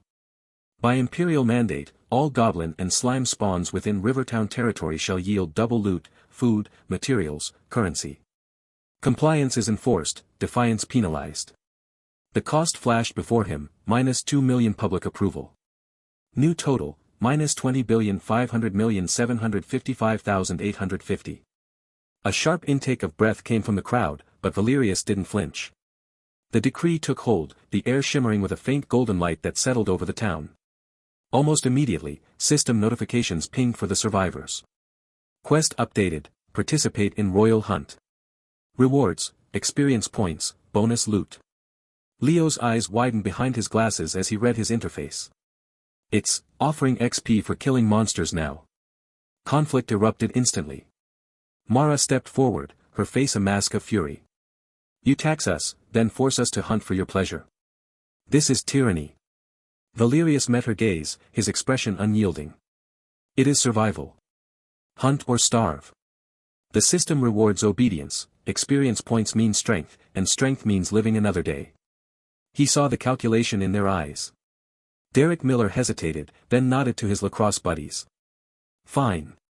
But we keep what we kill. Valerius's lips twitched. The imperial tax still applies, 10% of all loot to the crown. The rest is yours. Over the next hours, the town transformed into a grim hunting ground. Survivors fanned out, armed with makeshift weapons, baseball bats, kitchen knives, even a chemistry set repurposed by Dr. Chen into crude explosives. Valerius watched from a vantage point, his mind tracking the flow of resources. Goblins in the woods now dropped sacks of grain and cured meats alongside their usual trash, slimes by the river oozed potions and clean water. The system's mechanics bent to his will, the double loot a tangible proof of his decree's power. But with each kill, he felt the approval dip further, a slow bleed of hatred that tightened his chest. By dusk, the square was piled with supplies, crates of food, stacks of materials, even a few low-tier weapons. The survivors worked with grudging efficiency, their interfaces flashing with experience gains. Leo approached, wiping sweat from his brow. We've cleared the eastern woods. The loot, it's working. But people are scared. They say the system is watching. Valerius nodded, his eyes on the horizon. Let it watch. We are turning its game against it. As the last light faded, a tremor ran through the ground. The system alert blared in everyone's minds, red and urgent. Warning, elite spawn detected in response to abnormal loot manipulation. Entity, Gore Stalker, level 15. Threat level, high. From the river's edge, a creature emerged, tall and gaunt, with skin like cracked obsidian and eyes that glowed with malevolent intelligence. It moved with unnatural silence, its claws scraping against stone. The survivors froze, their earlier compliance shattering into panic. Valerius's interface flickered, the numbers wavering. Public approval, -20,500,755,850. The hatred was a palpable force now, so thick it distorted the air around him. He knew what he had to do, enact another decree to counter the threat. Absolute decree, kneel before the crown, might halt it briefly, or, absolute decree, conscription, could force survivors to fight. But as he reached for the power, a cold dread settled in his gut. His approval was so low, the system itself seemed to glitch, the interface stuttering with static. One wrong move, one misjudged decree, and the backlash could unravel everything, turning the hunt into a slaughter, his authority into a curse. He stood at the barricade, the Gorestalker advancing, its shadow stretching toward the terrified survivors. His hand hovered over the decree menu, the weight of billions in negative approval a chain around his neck. The next choice would decide if Rivertown feasted or fell. The first tremor came at dawn, a low rumble that vibrated through the floorboards of Rivertown's makeshift command center. Valerius, who had been studying the system interface's flickering warnings, felt it in his bones, not an earthquake, but the approach of something far worse. He rose from his chair, the wood groaning beneath him, and moved to the window.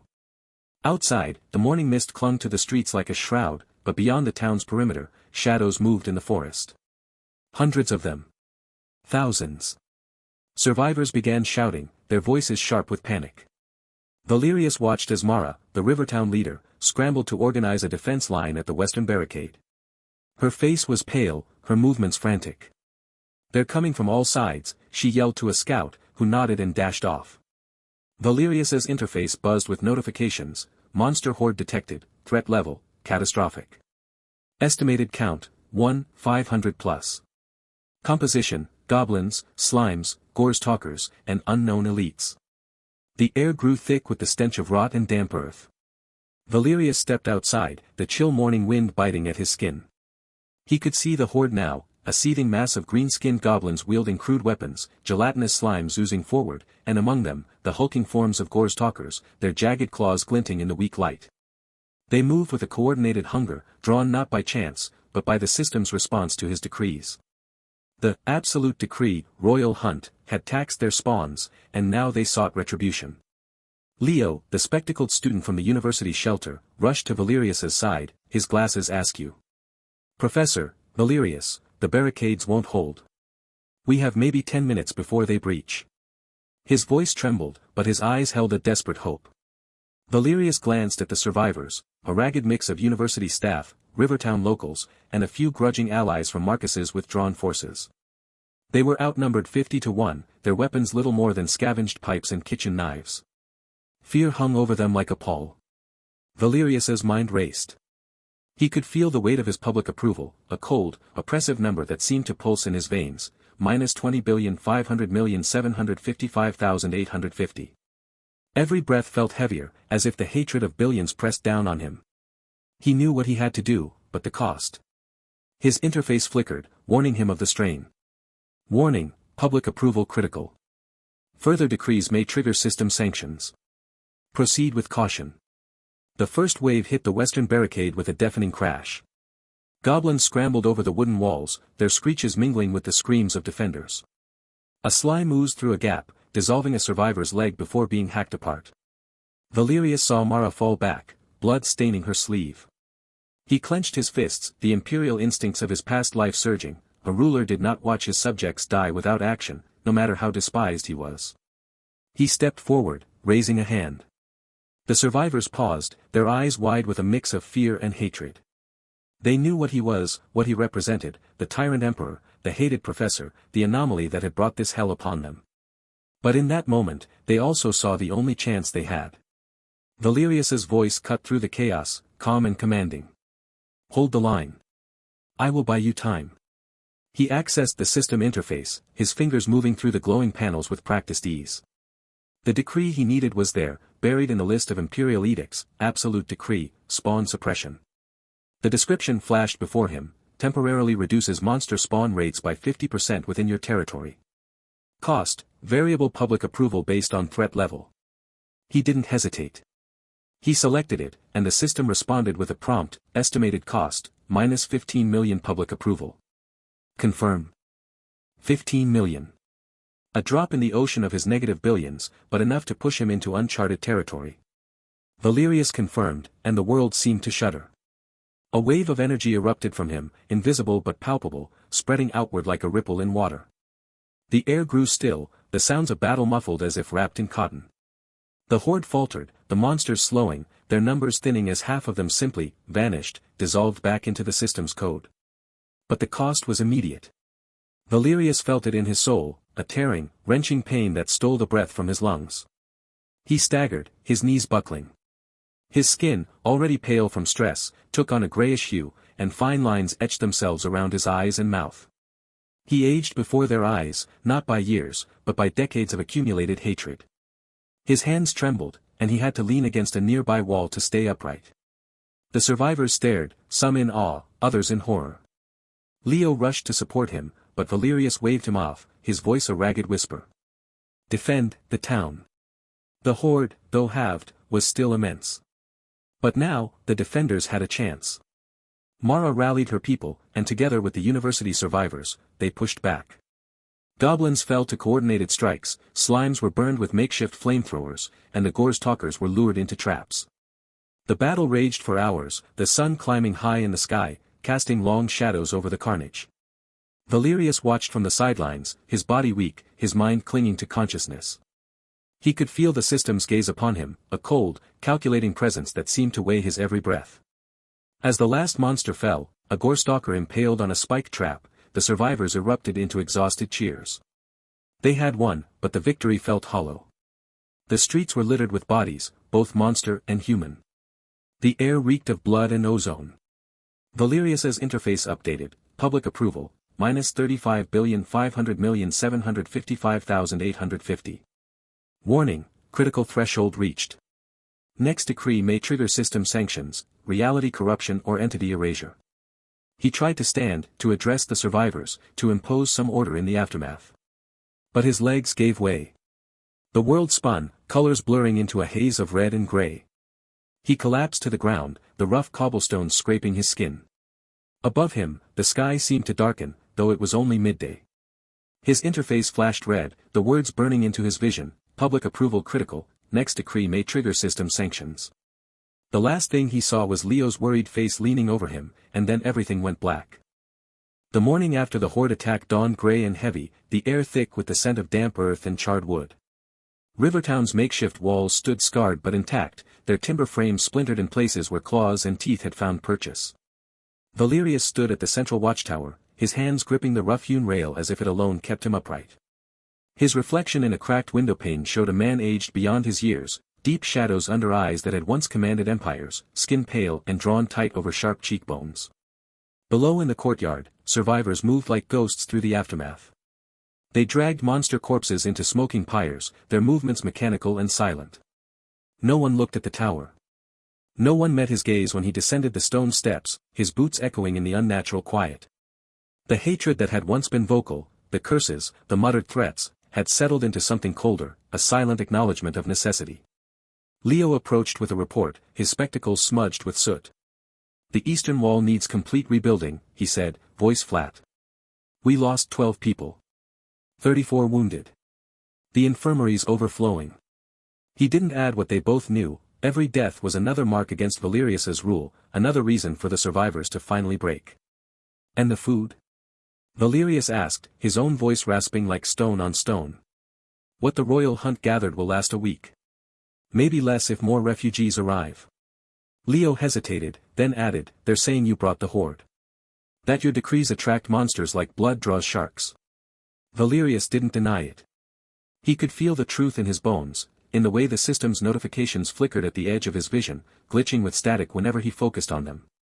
His public approval read -35,500,755,850, the numbers bleeding red like an open wound.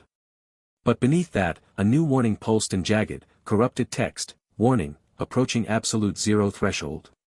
Next decree may trigger system sanctions, reality corruption/entity erasure. He walked through the camp, feeling the weight of their eyes. Dr. Chen tended to wounds without looking up, her hands moving with clinical precision. Sarah organized a theater group to perform for the wounded, her voice too bright, her smile too sharp. Derek Miller stood with a group of lacrosse players turned guards, their whispers cutting off as Valerius passed. He caught fragments, can't last. Trial in 6 days. Marcus Wood. The mutiny wasn't brewing in secret meetings or whispered conspiracies.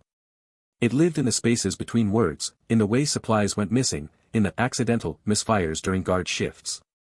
It was in Mara's cold efficiency as she directed cleanup crews, never once consulting him. They saw him as a cursed artifact, a relic of a dead empire whose very presence warped reality, but whose power kept the monsters at bay. For now. That afternoon, the tension broke. It started with a fight over rations, a scuffle between two survivors that escalated when one accused the other of hoarding. Within minutes, 20 people were shouting, shoving, weapons drawn not against monsters but against each other.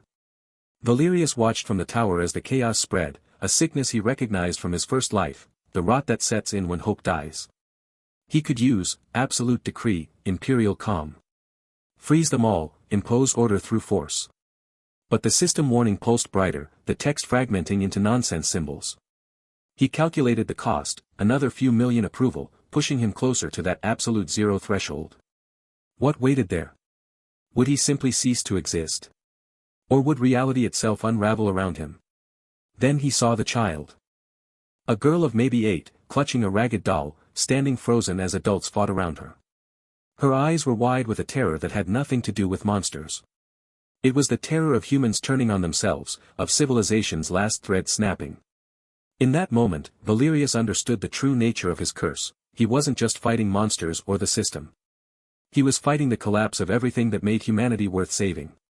He descended the tower steps, his body protesting every movement. The survivors fell silent as he approached, their anger momentarily stunned by his presence. He didn't speak to them. Instead, he reached inward, to the core of his being where absolute decree waited, not as a skill, but as a fundamental truth of his existence. He didn't have enough approval left for brute force. But he had something else, the system's own glitching architecture, the cracks in reality his negative existence had created. He focused on the child's terror, on the broken trust in every averted gaze, and he crafted a decree not of force, but of perception. Absolute decree, imperial propaganda. The cost was immediate and devastating. Minus 20 million public approval burned away in a single, searing instant. His knees buckled, and he caught himself against a splintered post as the world swam. The numbers updated, minus 55,500,755,850. But more importantly, the warning changed. Approval reserves depleted. Next decree will trigger catastrophic sanctions. He had reached the edge of the abyss. For a moment, nothing happened. Then system notifications bloomed across every survivor's vision, not just in Rivertown, but as far as the signal could reach. Golden text, framed in imperial purple, scrolling in elegant script. System notification, by decree of Supreme Ruler Valerius. The defense of Rivertown was a strategic victory for humanity. Sacrifices made were necessary for the greater good. The tyrant's trial approaches, unity is our strength. It was a lie. A beautiful, carefully constructed lie that framed the horror of the horde attack as noble sacrifice, his desperate decrees as calculated strategy. The propaganda didn't change what had happened. It changed how they remembered it. The effect was subtle but immediate. The fighting stopped. Survivors looked at each other, then at the notifications, then at Valerius. Their expressions shifted from hatred to confusion to something more complex, a grudging acceptance, perhaps, or the weary acknowledgement that even a cursed ruler was better than chaos. For 3 days, a fragile peace held.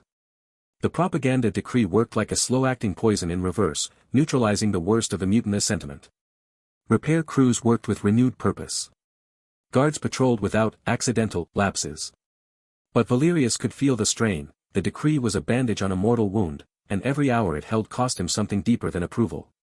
He moved through the camp like a ghost, his connection to the system growing tenuous, his senses occasionally flickering as if reality itself was losing focus around him. On the evening of the 3rd day, as the sun bled red over the western hills, the scouts returned with news. Marcus had arrived. Not with an army, but with a small escort, 5 veterans in scavenged military gear, their weapons holstered but their eyes sharp. They waited at the edge of Rivertown's territory, just beyond the rebuilt gate. Valerius met them there, Leo and 2 guards at his back. The air between the two groups crackled with unspoken history, the bounty quests, the rival faction, the months of hostile coexistence. Marcus hadn't changed. Still broad-shouldered, still carrying himself with the easy authority of a natural leader. But his eyes held something new, not hatred, but calculation. He looked at Valerius not as a monster to be slain, but as a piece on a board. 3 days until the tyrant's trial, Marcus said without preamble. His voice carried in the evening quiet. The system's been broadcasting warnings to every survivor in the region.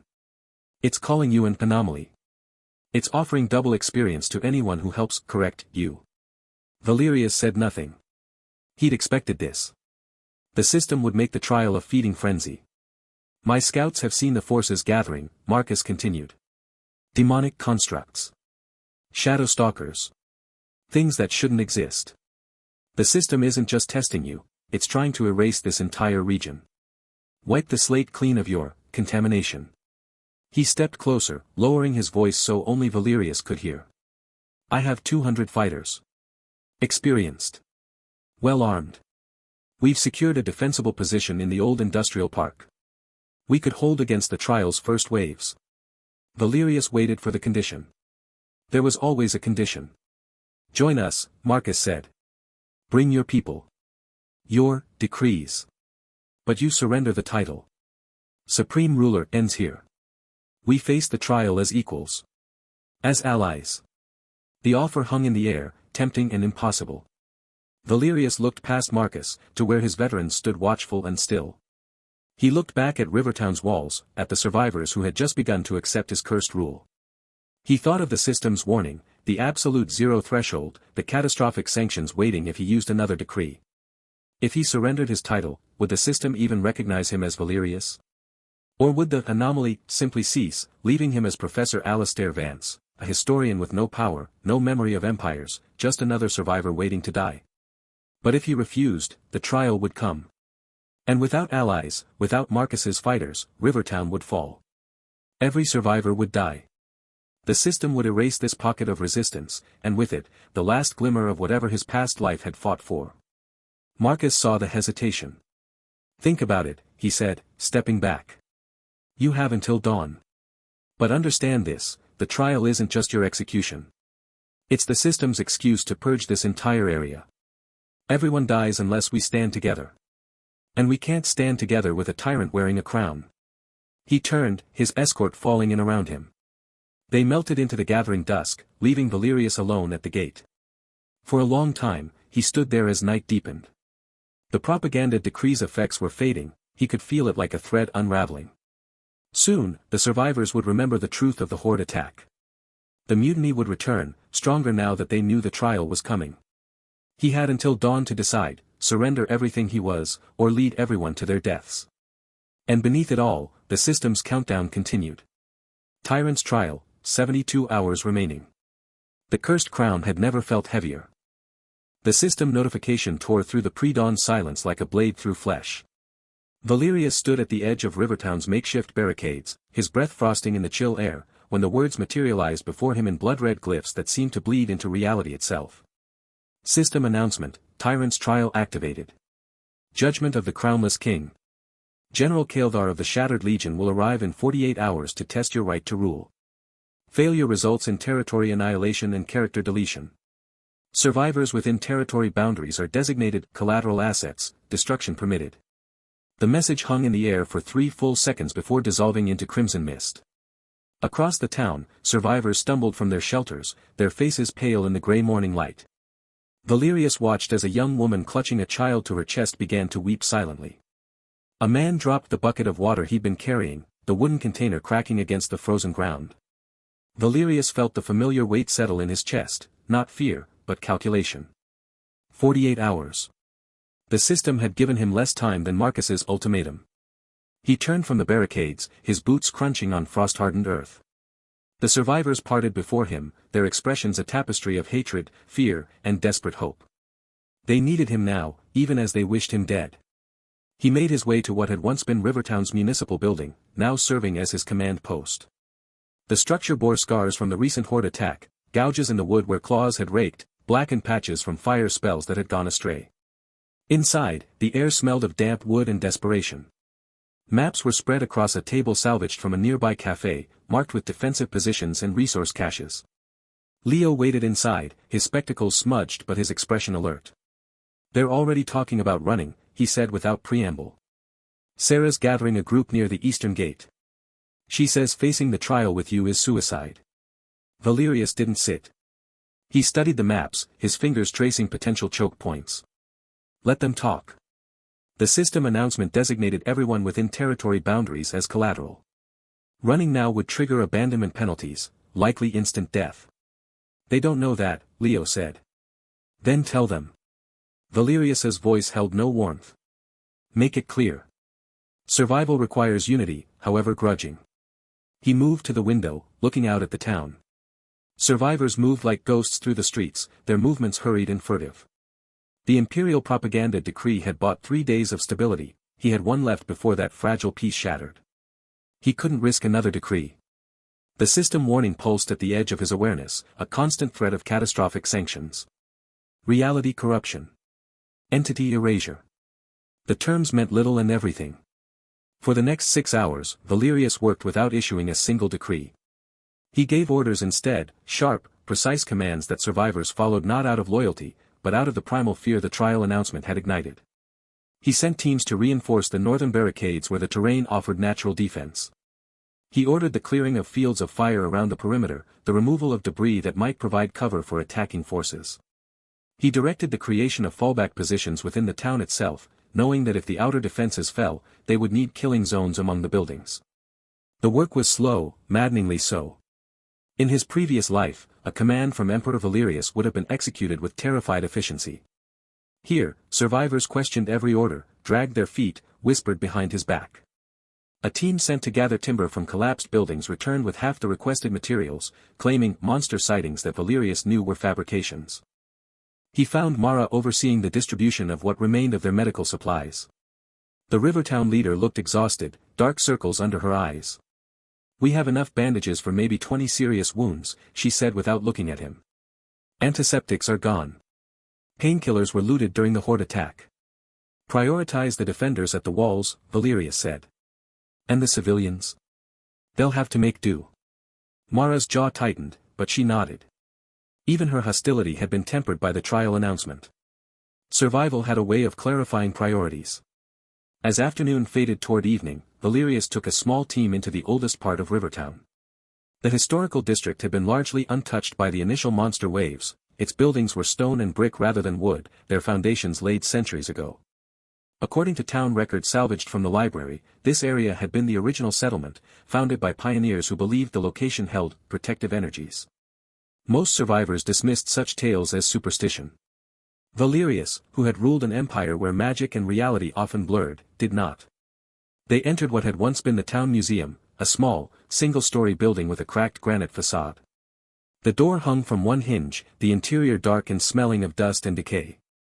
Flashlights cut through the gloom, illuminating display cases smashed open, artifacts scattered across the floor. The initial chaos of the apocalypse had turned this place into just another scene of looting. But Valerius wasn't looking for gold or weapons. He moved to the back room, where a metal door stood slightly ajar. Beyond it, stone steps descended into darkness. The museum's basement archive. The air grew colder as they descended. The basement was a single room lined with metal shelves, most empty. But in the far corner, behind a collapsed shelf unit, Leo's flashlight caught the gleam of polished wood. A storage chest, Leo whispered. They cleared the debris. The chest was heavy, iron-bound oak that had survived centuries. The lock had rusted shut, but a crowbar from one of the team members, a burly man named Tomas whom Valerius didn't recognize, popped it open with a shriek of protesting metal. Inside, wrapped in oilcloth, lay 3 objects. The first was a ceremonial dagger, its blade dark with age but still sharp. The second was a circlet of tarnished silver, set with a single cloudy gem. The third was a book bound in leather so old it felt like parchment. Valerius picked up the dagger. As his fingers closed around the hilt, his system interface flickered, not with a notification, but with a momentary distortion, like static on a screen. He set it down and picked up the circlet. The same flicker occurred, stronger this time. When he touched the book, his entire interface glitched violently, numbers and text fragmenting for a full second before snapping back to normal. What was that? Leo asked, his voice tense. Valerius didn't answer immediately. He opened the book. The pages were handwritten in a script he didn't recognize, but as he turned them, his system provided a partial translation. Historical artifact, Founder's Log. Item class, Lore Fragment. Effect? The translation broke down after that, but one phrase repeated throughout the fragmented text, laws that bind reality and edicts that shape truth. Valerius's mind raced. His decrees bent system rules, But what if they could do more? What if, like these artifacts seem to suggest, there was a synergy between imperial authority and the very fabric of this world? The book mentioned foundation stones and anchors of will. Could his decrees be anchored somehow?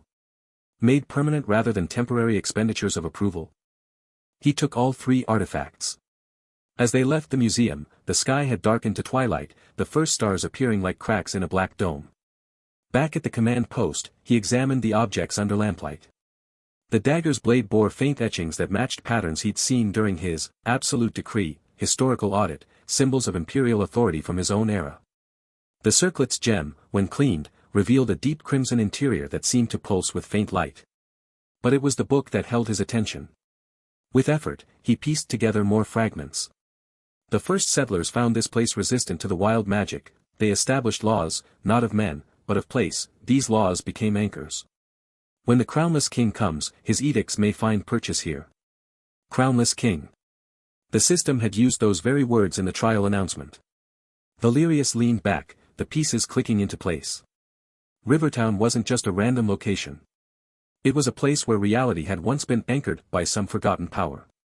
His decrees, his edicts, might interact with those anchors. Might become more than temporary commands. Might, if he understood correctly, leave permanent marks on the world. The implications were staggering. If he could anchor a decree, he could create permanent effects without constantly burning approval. He could turn Rivertown into a fortress not just of wood and stone, but of immutable law. But first, he had to survive the trial. He spent the remaining hours of the night overseeing final preparations. Survivors worked through the dark, fueled by fear and the occasional system-granted stamina buff from completing minor defensive tasks. Valerius moved among them, his presence a dark reminder of why they were here. He offered no encouragement, only corrections. A barricade needed reinforcement here. A firing position needed better sightlines there. A cache of Molotov cocktails needed to be moved away from potential fire spread. As dawn approached on the day of the trial, Valerius stood atop the town's water tower, the highest point in Rivertown. The eastern horizon lightened to gray, then pale gold. In 6 hours, General Kildar would arrive. His interface chose that moment to glitch again. This time, it didn't flicker. It shattered. The familiar display of public approval, decree list, and territory status fragmented into jagged pieces of light. Numbers scrambled, becoming nonsensical strings of symbols. Public approval, minus 55,500,755,850, became PUBLICAPPROAL. Then, slowly, the chaos resolved into something new. His decree list appeared, but the names had changed. Absolute Decree, Imperial Com, now read, Corrupted Data, Imperial Com. Absolute Decree, Kneel Before the Crown, showed as, Corrupted Data, Kneel Protocol. Every decree he possessed bore the same corruption tag. For a long moment, Valerius simply stared. The system was breaking around him. His approval had sunk so low that the very mechanics meant to govern him were failing. Then he smiled, a thin, cold expression that held no warmth, only ruthless understanding. Corrupted data. Glitched commands. Broken rules. If the system couldn't properly interpret his decrees, then perhaps it couldn't properly enforce limitations on them either. Perhaps, during the trial, he could issue commands that the system would register as errors, commands that might bypass normal restrictions. Commands that might do more than bend rules. Commands that might break them entirely. He looked east, where the sun now crested the horizon.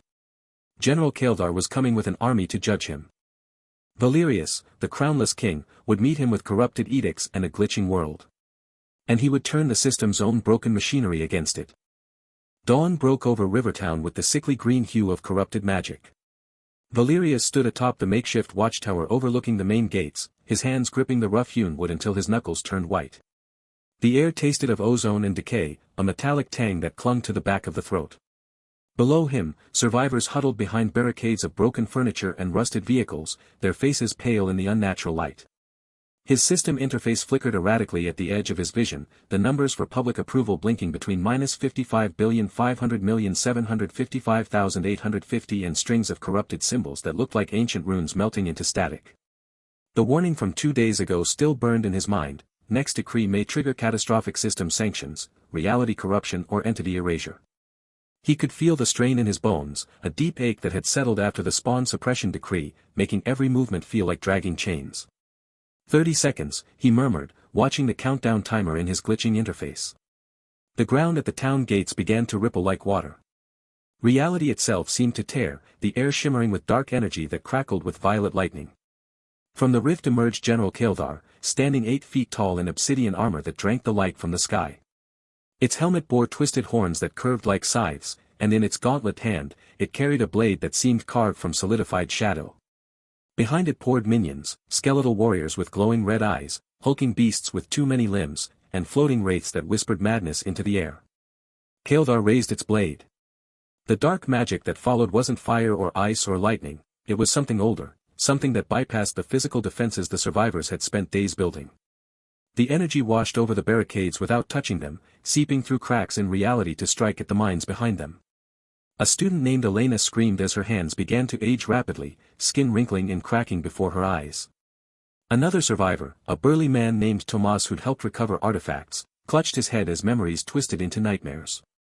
It's attacking our connection to reality itself. Valerius realized with cold clarity.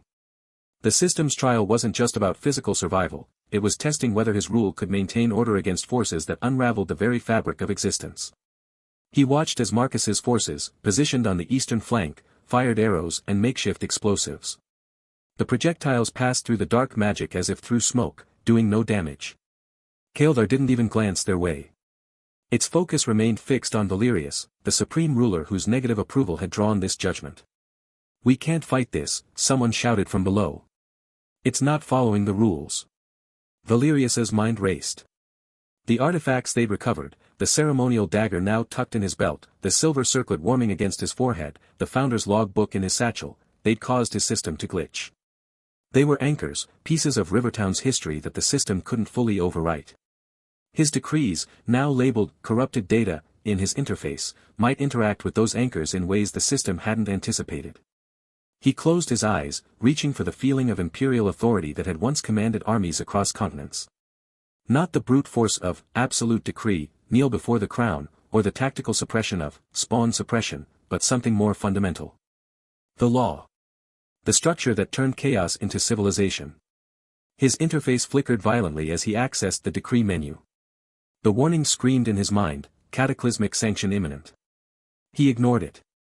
Absolute decree, royal edict of law, Valerius whispered, the words tasting of blood and iron.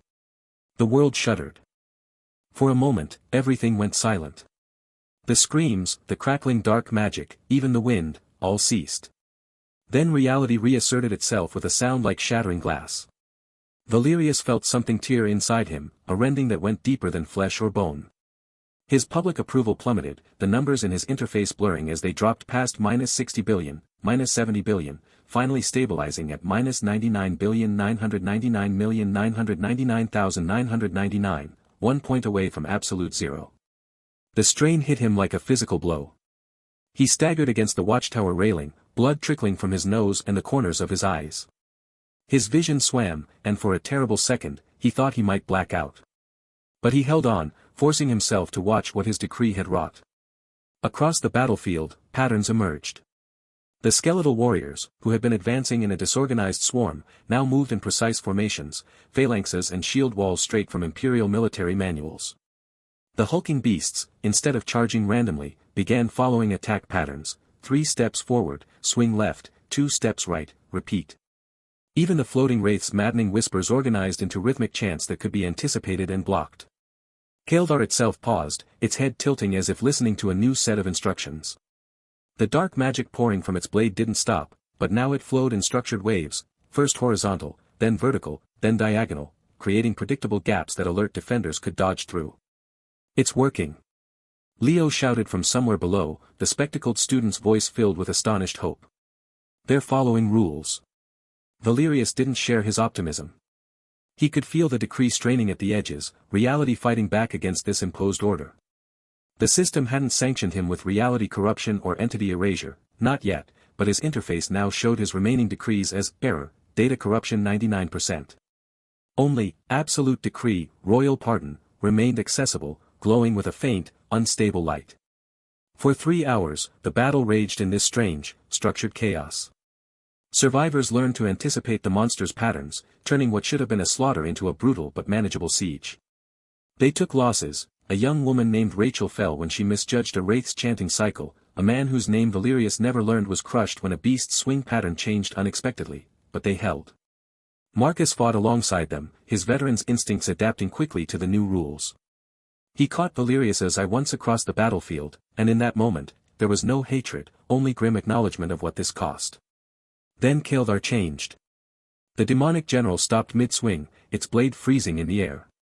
The structured dark magic flowing from it stuttered, then reversed direction, flowing back into the weapon. The obsidian armor began to crack, not with damage, but with glowing violet lines that spread like lightning across its surface. "It's adapting," Valerius breathed, the words barely audible over the battle sounds. Kildar's head snapped up, its glowing eyes fixing on Valerius with renewed intensity. It took a step forward, then another, each movement breaking the patterns imposed by the royal edict of law. The skeletal warriors around it shuddered and collapsed into piles of bones as the decree's hold on them shattered. With a roar that tore the air, Kildar charged. It moved faster than anything Valerius had seen since the apocalypse began, a blur of obsidian and violet light that cut through the battlefield in a straight line toward the watchtower. Survivors scattered before it, their attacks bouncing harmlessly off armor that now seemed to absorb light and sound. Valerius's hand went to the ceremonial dagger at his belt. The silver circlet on his forehead grew painfully hot. His system interface flickered one last time, showing Kildar's health bar, barely scratched, and a new status, adaptive breach, decree immunity. The general reached the base of the watchtower and didn't slow. It leaped, clearing 20 feet of vertical distance in a single bound, its shadow blade glowing with annihilation energy that made the air scream in protest. The wood beneath Valerius's feet began to blacken and crumble from the proximity alone. Time seemed to slow. Valerius saw every detail, the intricate carvings on Kildar's armor, now glowing with stolen reality, the way the annihilation energy warped light around the blade, creating a halo of distorted space, the general's eyes, not filled with rage or hatred, but with cold, systematic purpose. This wasn't a monster. This was the system's judgment made flesh, and it had just broken every rule Valerius had imposed. The blade descended, aimed not at his body, but at the space he occupied, an attack that would erase him from existence completely. Valerius had one instant to decide: use the last accessible decree, royal pardon, and burn what little remained of his connection to reality, or try to dodge an attack that seemed to track not his position, but his very identity. He reached for the decree, his mind already forming the command, when Kildar's blade met the silver circlet on his forehead. The world exploded in light and silence. The annihilation energy blade descended, a shard of pure darkness that seemed to drink the light from the air itself. Valerius stood alone in the rubble-strewn plaza of Rivertown, his body screaming from 100 minor wounds, his lungs burning with each ragged breath. General Kildar loomed before him, a towering figure clad in obsidian armor that pulsed with malevolent energy, its eyes glowing like embers in a forge. Around them, the battle had frozen into a tableau of horror, survivors huddled behind barricades, monsters held in check by the fading threads of the royal edict of law, and the sky above churning with unnatural storm clouds that spat crimson lightning. Valerius's mind raced, a torrent of imperial calculations crashing against the wall of his exhaustion. His system interface flickered at the edge of his vision, a mess of corrupted data and glitching text. Public approval, minus 99,999,999,999. 1 point from absolute zero, a number so vast it felt meaningless, yet it hung over him like a guillotine blade. He could feel the system's weight pressing down, a cold, impersonal force that sought to erase him from history. In his past life, as Emperor Valerius, he had faced assassins and rebellions, but this was different. This was reality itself turning against him, a game where the rules were written to ensure his failure. Kildar's blade hummed, a sound that vibrated in Valerius's bones. The general's voice echoed, not through the air but directly into his mind, a dry, scraping whisper. Your decrees are but whispers against the storm, tyrant. The system demands your erasure. Valerius's hands trembled, not from fear, he had long since burned that emotion away, but from the sheer strain of holding on to his crumbling authority. He glanced at the survivors: Tomas, the burly man, bleeding from a gash on his forehead, Leo, the spectacled student, pale and wide-eyed, even Marcus, the rival leader, watching from a distance with a grimace of reluctant respect. They were all pawns in this twisted game, and he was the king about to be checkmated. But Valerius had never been one to surrender. In the split second before the blade struck, he reached deep into the glitching mess of his system interface, past the corrupted decrees and error messages, to the one ability he had left, absolute decree, royal pardon. It was a desperate, insane gamble, a decree that overrode all hostilities, forcing temporary alliance among every entity in his territory. He had considered it earlier, but the cost was everything. With a mental command that felt like tearing his own soul apart, he enacted it. A wave of golden light erupted from Valerius, washing over the plaza. It was not a warm or comforting light, it was harsh, imperial, a command etched into reality itself. The system screeched in protest, a sound like grinding metal that echoed from the sky. Kael'thar's blade halted inches from Valerius's throat, the dark energy dissipating into motes of shadow. All around, the monsters, twisted creatures of claw and fang, turned as one, their eyes glowing with the same golden hue. They shifted their focus from the survivors to the general, a unified force driven by the decree's compulsion. Kael'thar staggered back, its armor cracking as its own minions turned against it. Impossible. The system forbids this, it roared, but its voice was drowned out by the cacophony of battle renewed. The survivors watched in stunned silence as monsters tore into the general, a chaotic melee of fangs and magic. Valerius collapsed to his knees, the last of his strength bleeding away. His public approval ticked down, minus 99,999,999,999. Minus 99,999,999,998. And then, with a final, shuddering gasp, it hit zero. The world seemed to hold its breath. The golden light faded, leaving the plaza bathed in the eerie glow of the storm. Kael'thar fell, its form dissolving into black smoke that seeped into the ground. The monsters, freed from the decree, hesitated, then scattered into the ruins, their hostility returning but their momentum broken. Valerius lay on the cold stone, his body racked with pain, his mind reeling. He had won, for now. The territory was saved, the trial overcome. But as he struggled to rise, his system interface erupted into a frenzy of errors. Text scrolled past in a blur of red and white, error, public approval at 0, anomaly detected, system integrity compromised. The notifications weren't just in his mind, they flickered in the air around him, visible to all, a ghostly projection of glitching code. The survivors stared, their expressions a mix of awe and terror. Marcus approached cautiously, his hand on his weapon. "What have you done, Vance?" he muttered, but Valerius barely heard him. He could feel it, the system's presence, once a distant, oppressive force, now felt like a shattered mirror reflecting back at him. His territory, Rivertown, was secure, but he was no longer just a hated ruler. He was a walking anomaly, a glitch in the fabric of this apocalyptic game.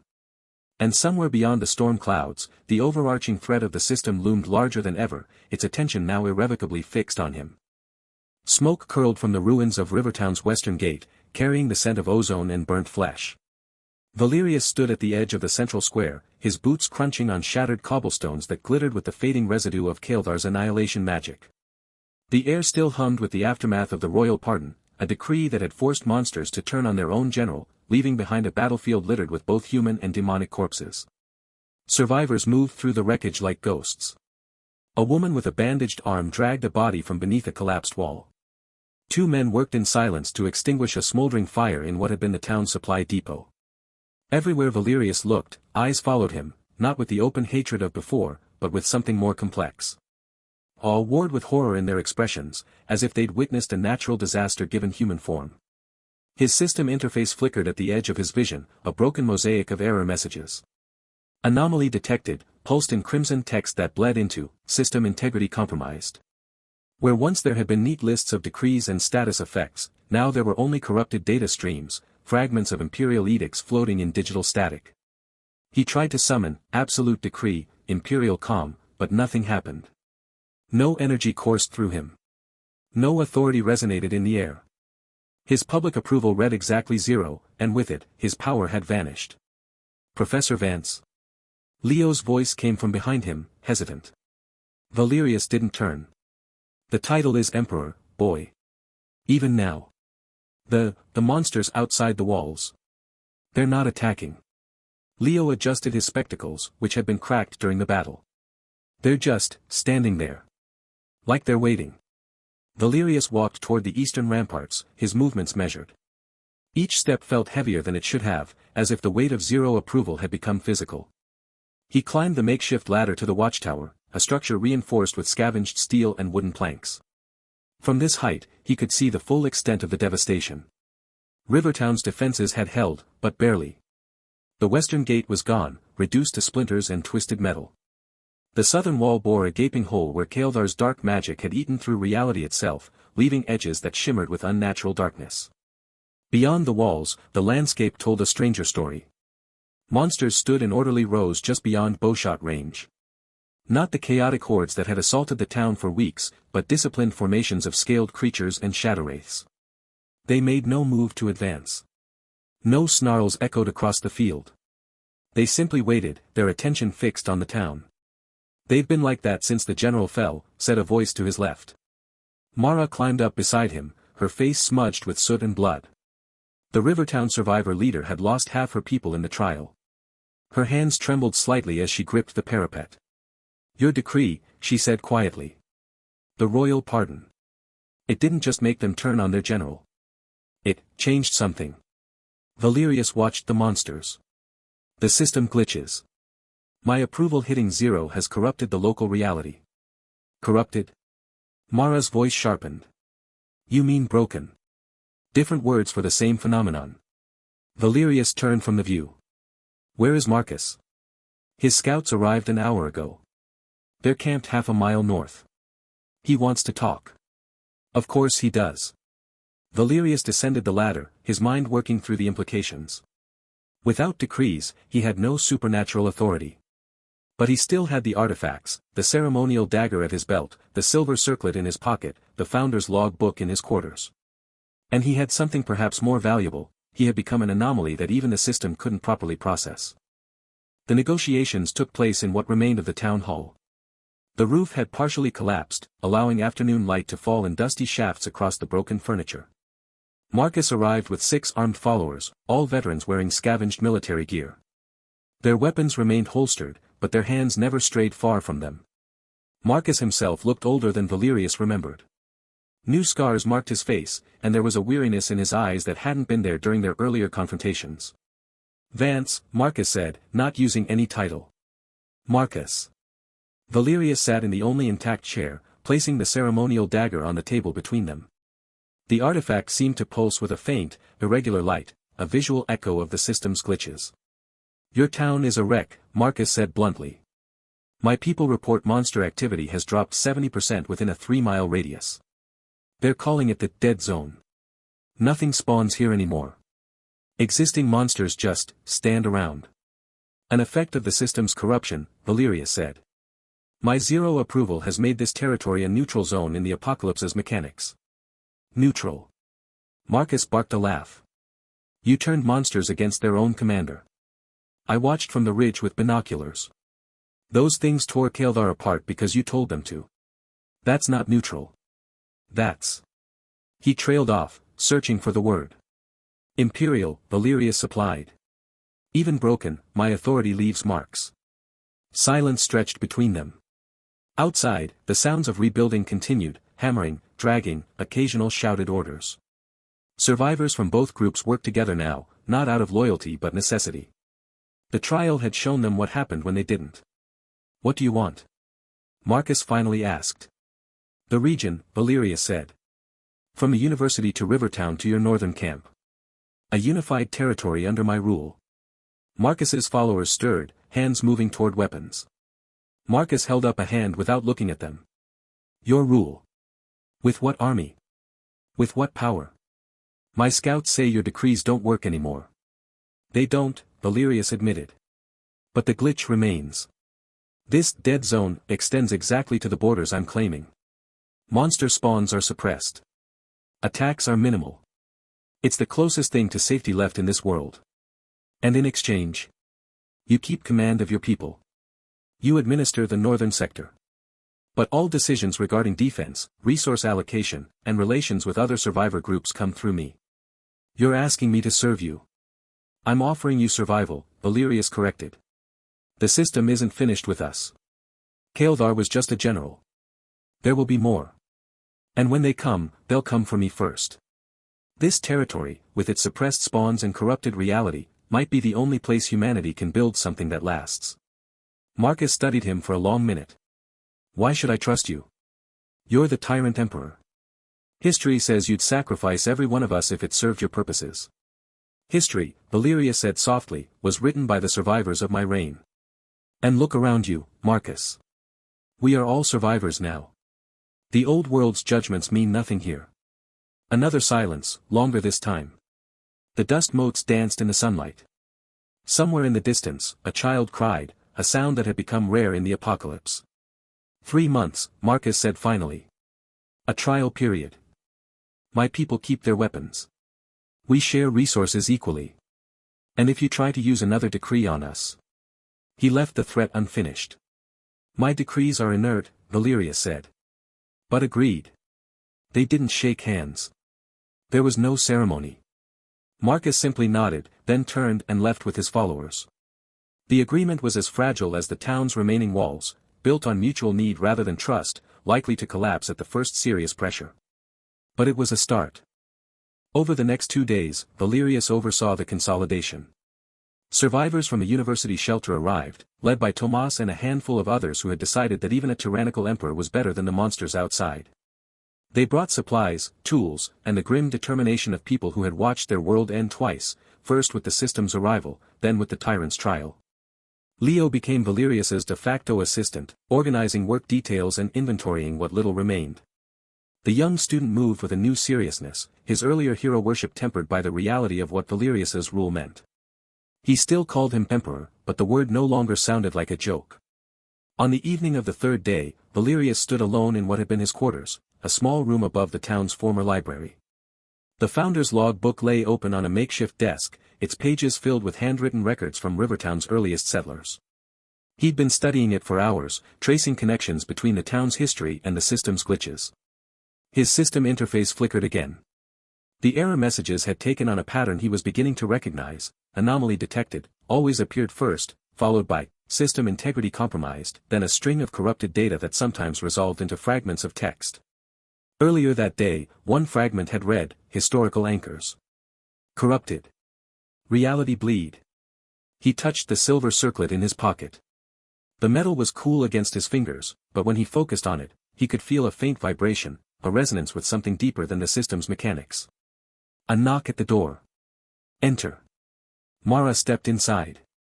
She carried a bowl of thin stew, the best the town could manage with their depleted supplies. You missed the evening ration distribution. I was occupied. She set the bowl on the desk. The scouts report Marcus is keeping his word. His people have started fortifying the northern approach. They found an old hardware store with usable materials. Good. Mara hesitated. Some of my people want to leave. They say being near you is dangerous. That the system will send worse things now that you've broken it. They're not wrong, Valerius said without looking up from the book. But leaving would be more dangerous. The dead zone only extends to our borders. Beyond that, the apocalypse continues unchanged. Is that why you really made the deal with Marcus? To protect us? Valerius finally looked at her. I made the deal to secure my territory. Your protection is a side effect. She studied his face, searching for deception. Finding none, she nodded slowly. At least you're honest about being a tyrant. Honesty is the one virtue even emperors can afford. After she left, Valerius ate the stew mechanically, tasting nothing.